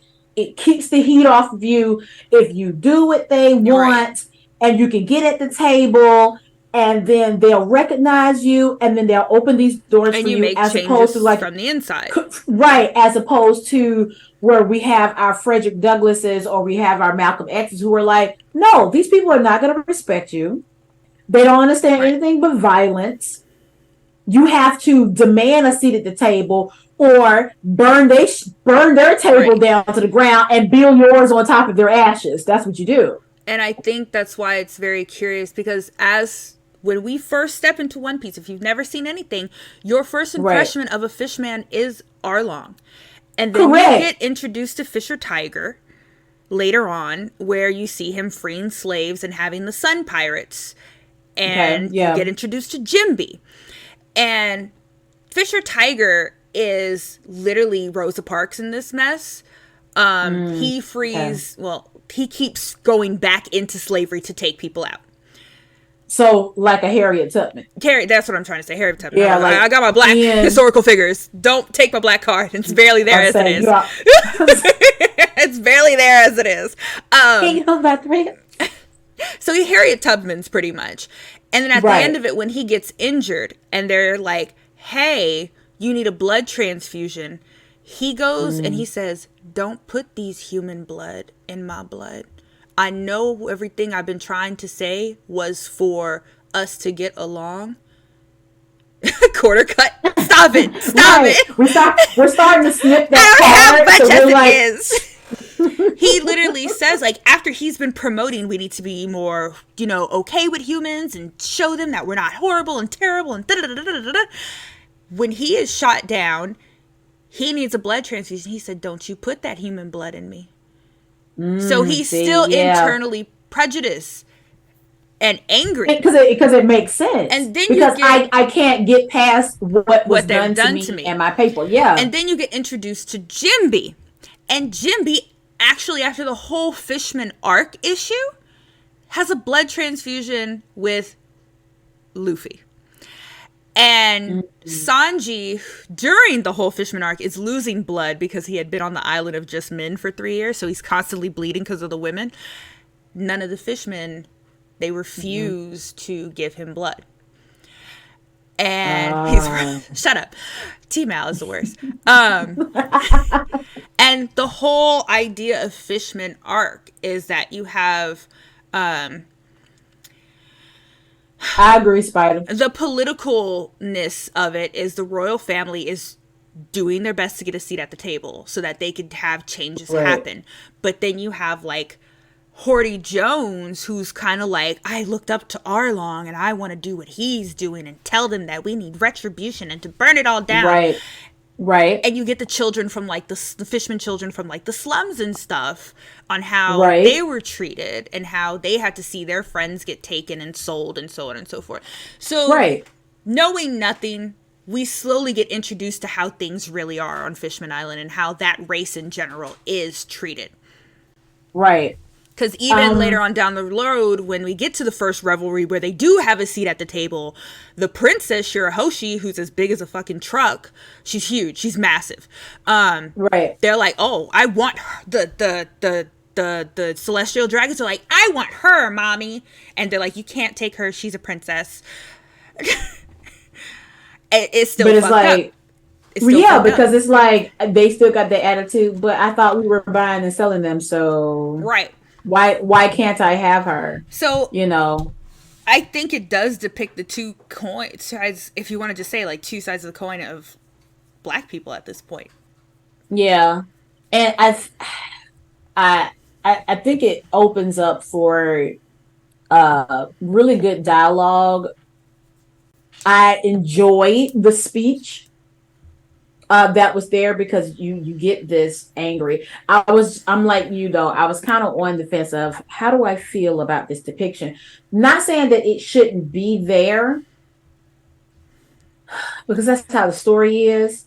I only understand the depiction But more I because feel like of how it far will I am. vilify. Yeah, I feel like it will vilify without understanding. Right.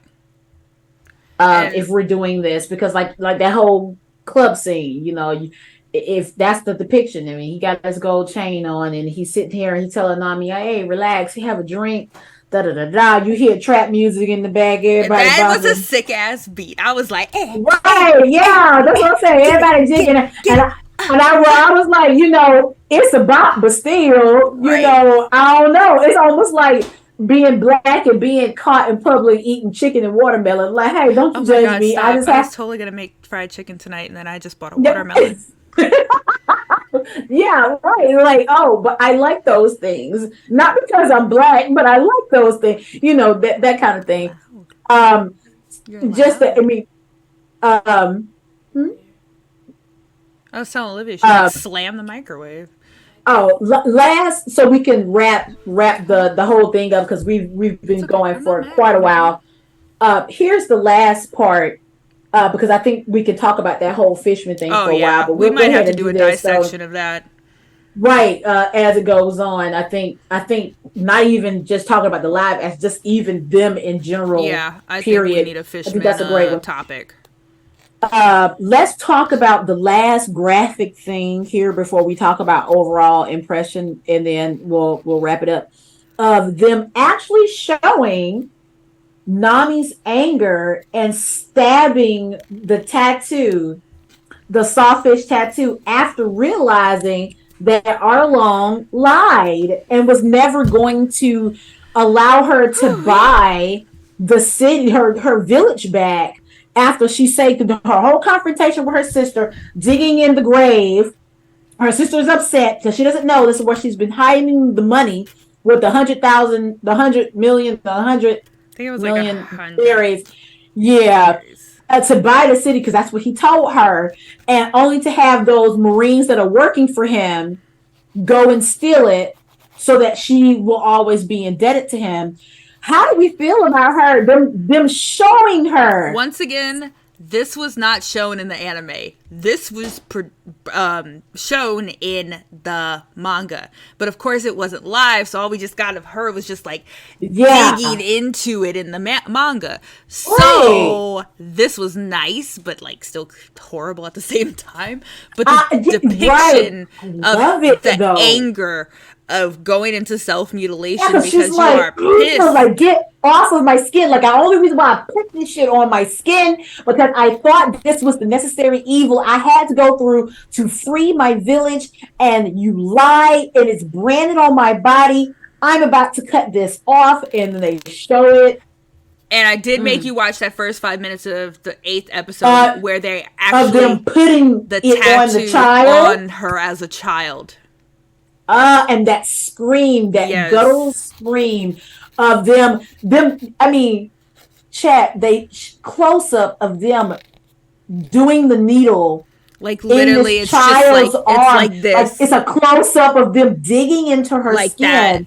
And then you see the Yikes. blood running down because the needle is putting the ink into you, and them holding her down so that she wouldn't move while they branded her with this tattoo because she agreed to be a part of the crew as a small child, and her screaming.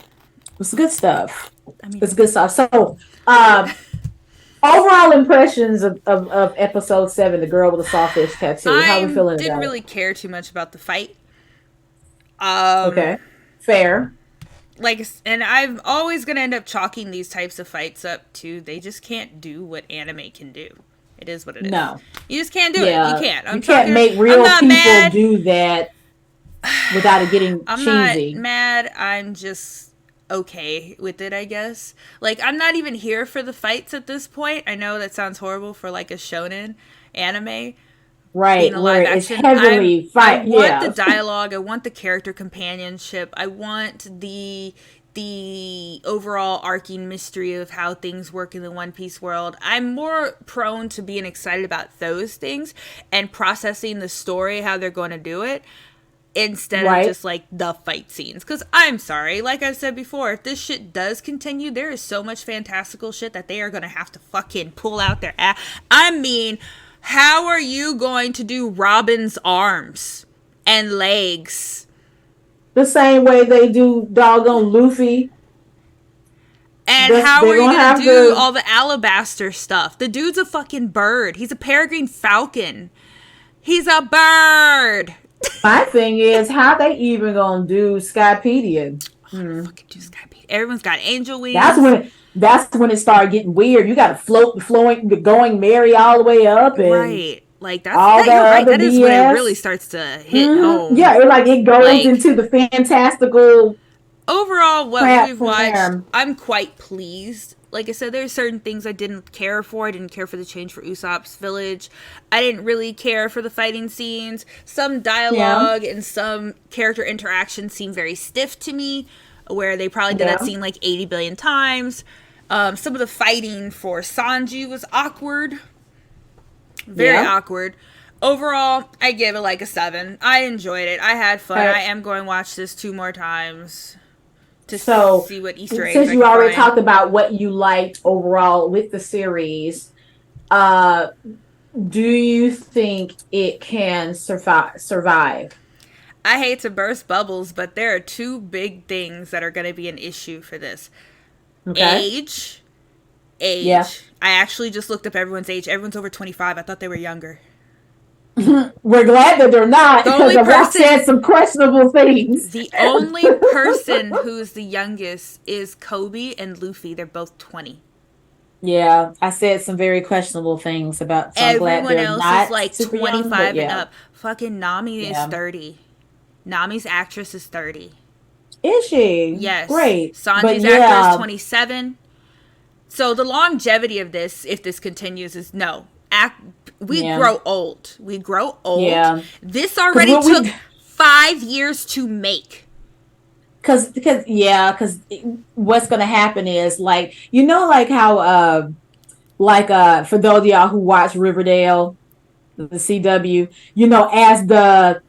as the series went on, Archie and the gang didn't quite look as youthful as they did, even though they kept trying to put them back in the high school setting. Yeah, because the people are getting older, Right. so It's it's hard harder to to pass it pick off that. Yeah. as, yeah, like you look like an old person. And I think an older person, because not being ageist, just being realistic. Because I think we talked about that Yeah. earlier, where you can make cartoons. I mean, look at The Simpsons. They've been on for almost as long as I've been alive. Literally, I Right. think that thing started in '88. Oh, I wasn't I'm in my born. 40s. That's what I'm saying. That's the I show wasn't started on born. the Tracy Ullman show in '88, '89.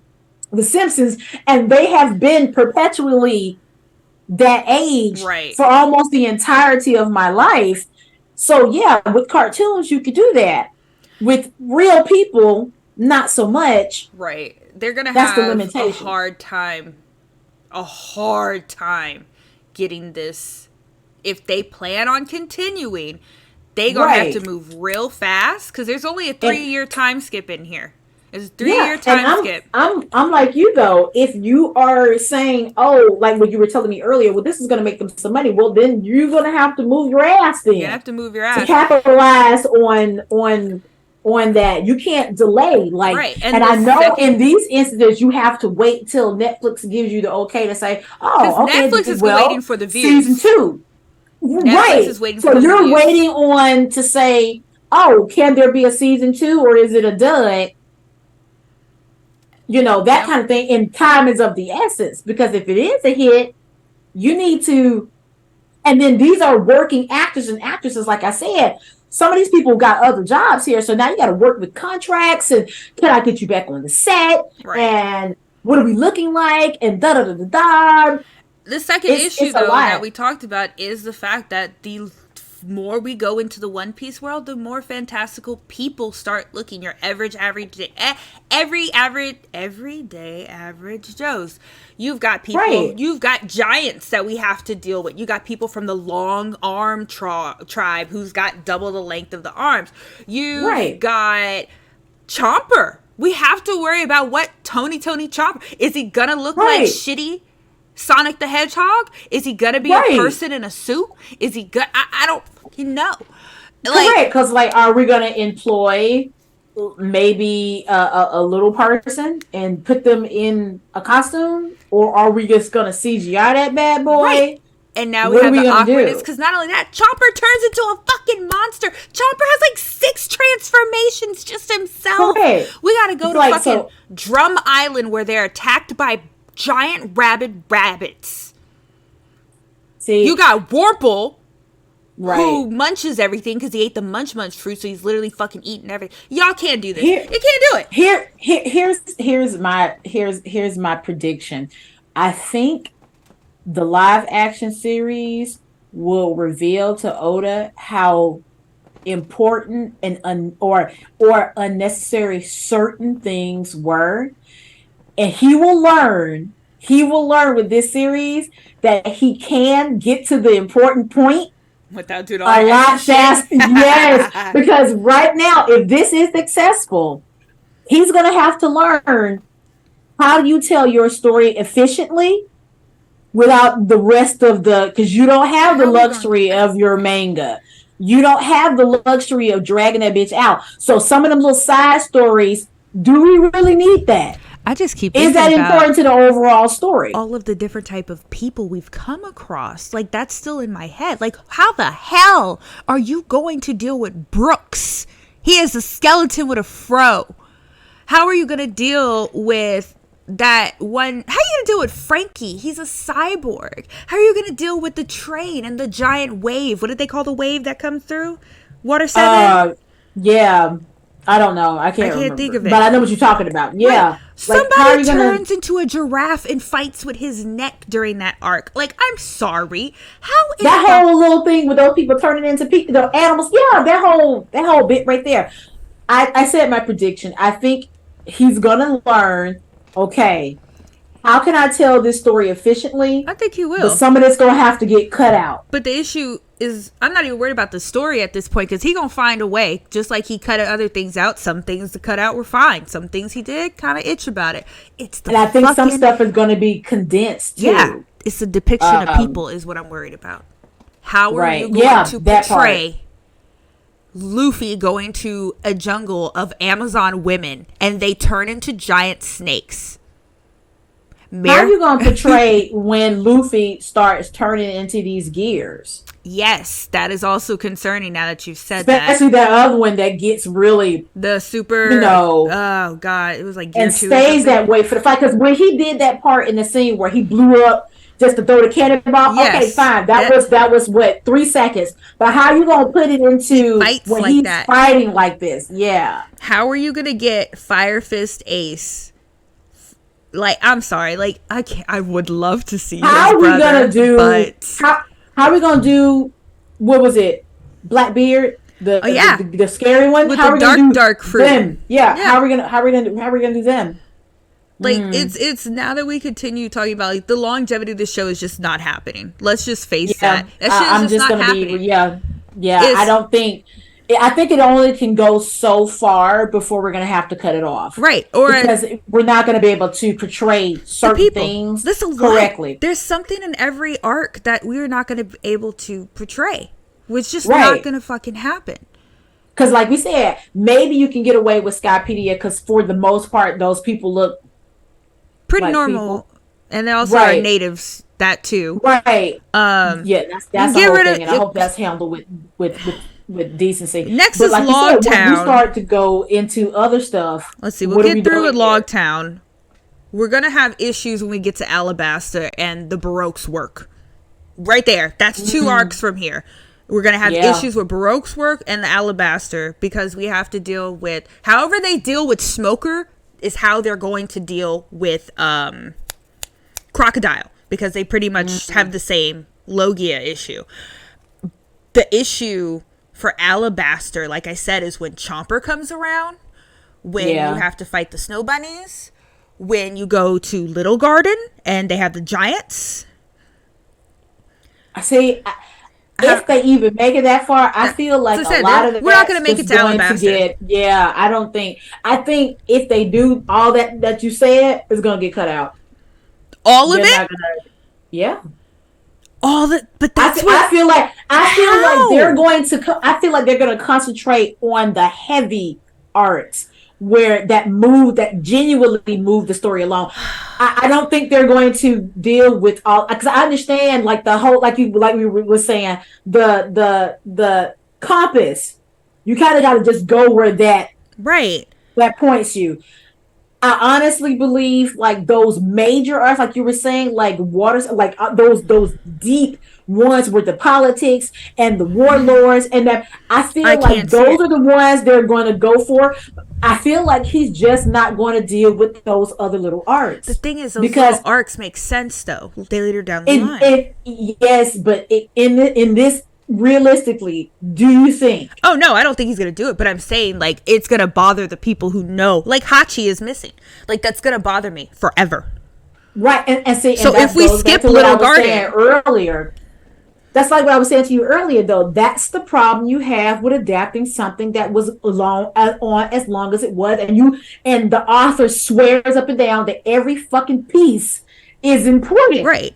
And that's the thing. That's like, where you have the problem. and I guess like when I think about it, it's like if you skip Little Garden with the giants, he doesn't know the names of the giants when he sees the other giants on Enos Lobby that end up helping him. And also that's where Nami gets sick. See now, so here's the note that we're gonna end on. Was this necessary? This whole entire series wasn't necessary. I'm gonna say that right now. I don't think it was a money grab, but I think it was unnecessary where I think they know they don't have longevity in this.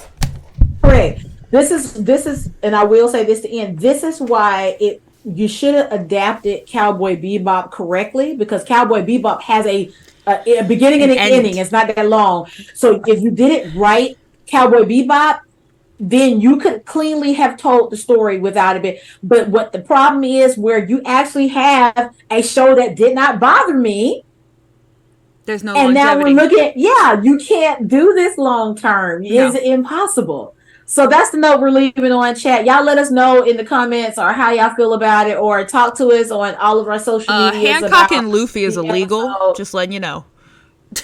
I mean, yeah. As much as I would like them together, they're actually very illegal. She's like closing in on 30 and he's like 16. Like I said, he's not even in his 20s. Not No. not about the person who plays him, but like the character. Luffy's character, even after the time skip, is only 19. Right, like he hasn't even hit 20. So that's where T Merrill comes in and with his red lights. Hancock, I think is like before time skip is like 26, 27 or 25, 26. Luffy is 16. If I am gonna 100% that real quick before I get red flagged. Right. Well, while Onyx is looking that up, hit us up. Excuse me. He is 17 pre-time skip. And 19 post-time. 19 post-time skip.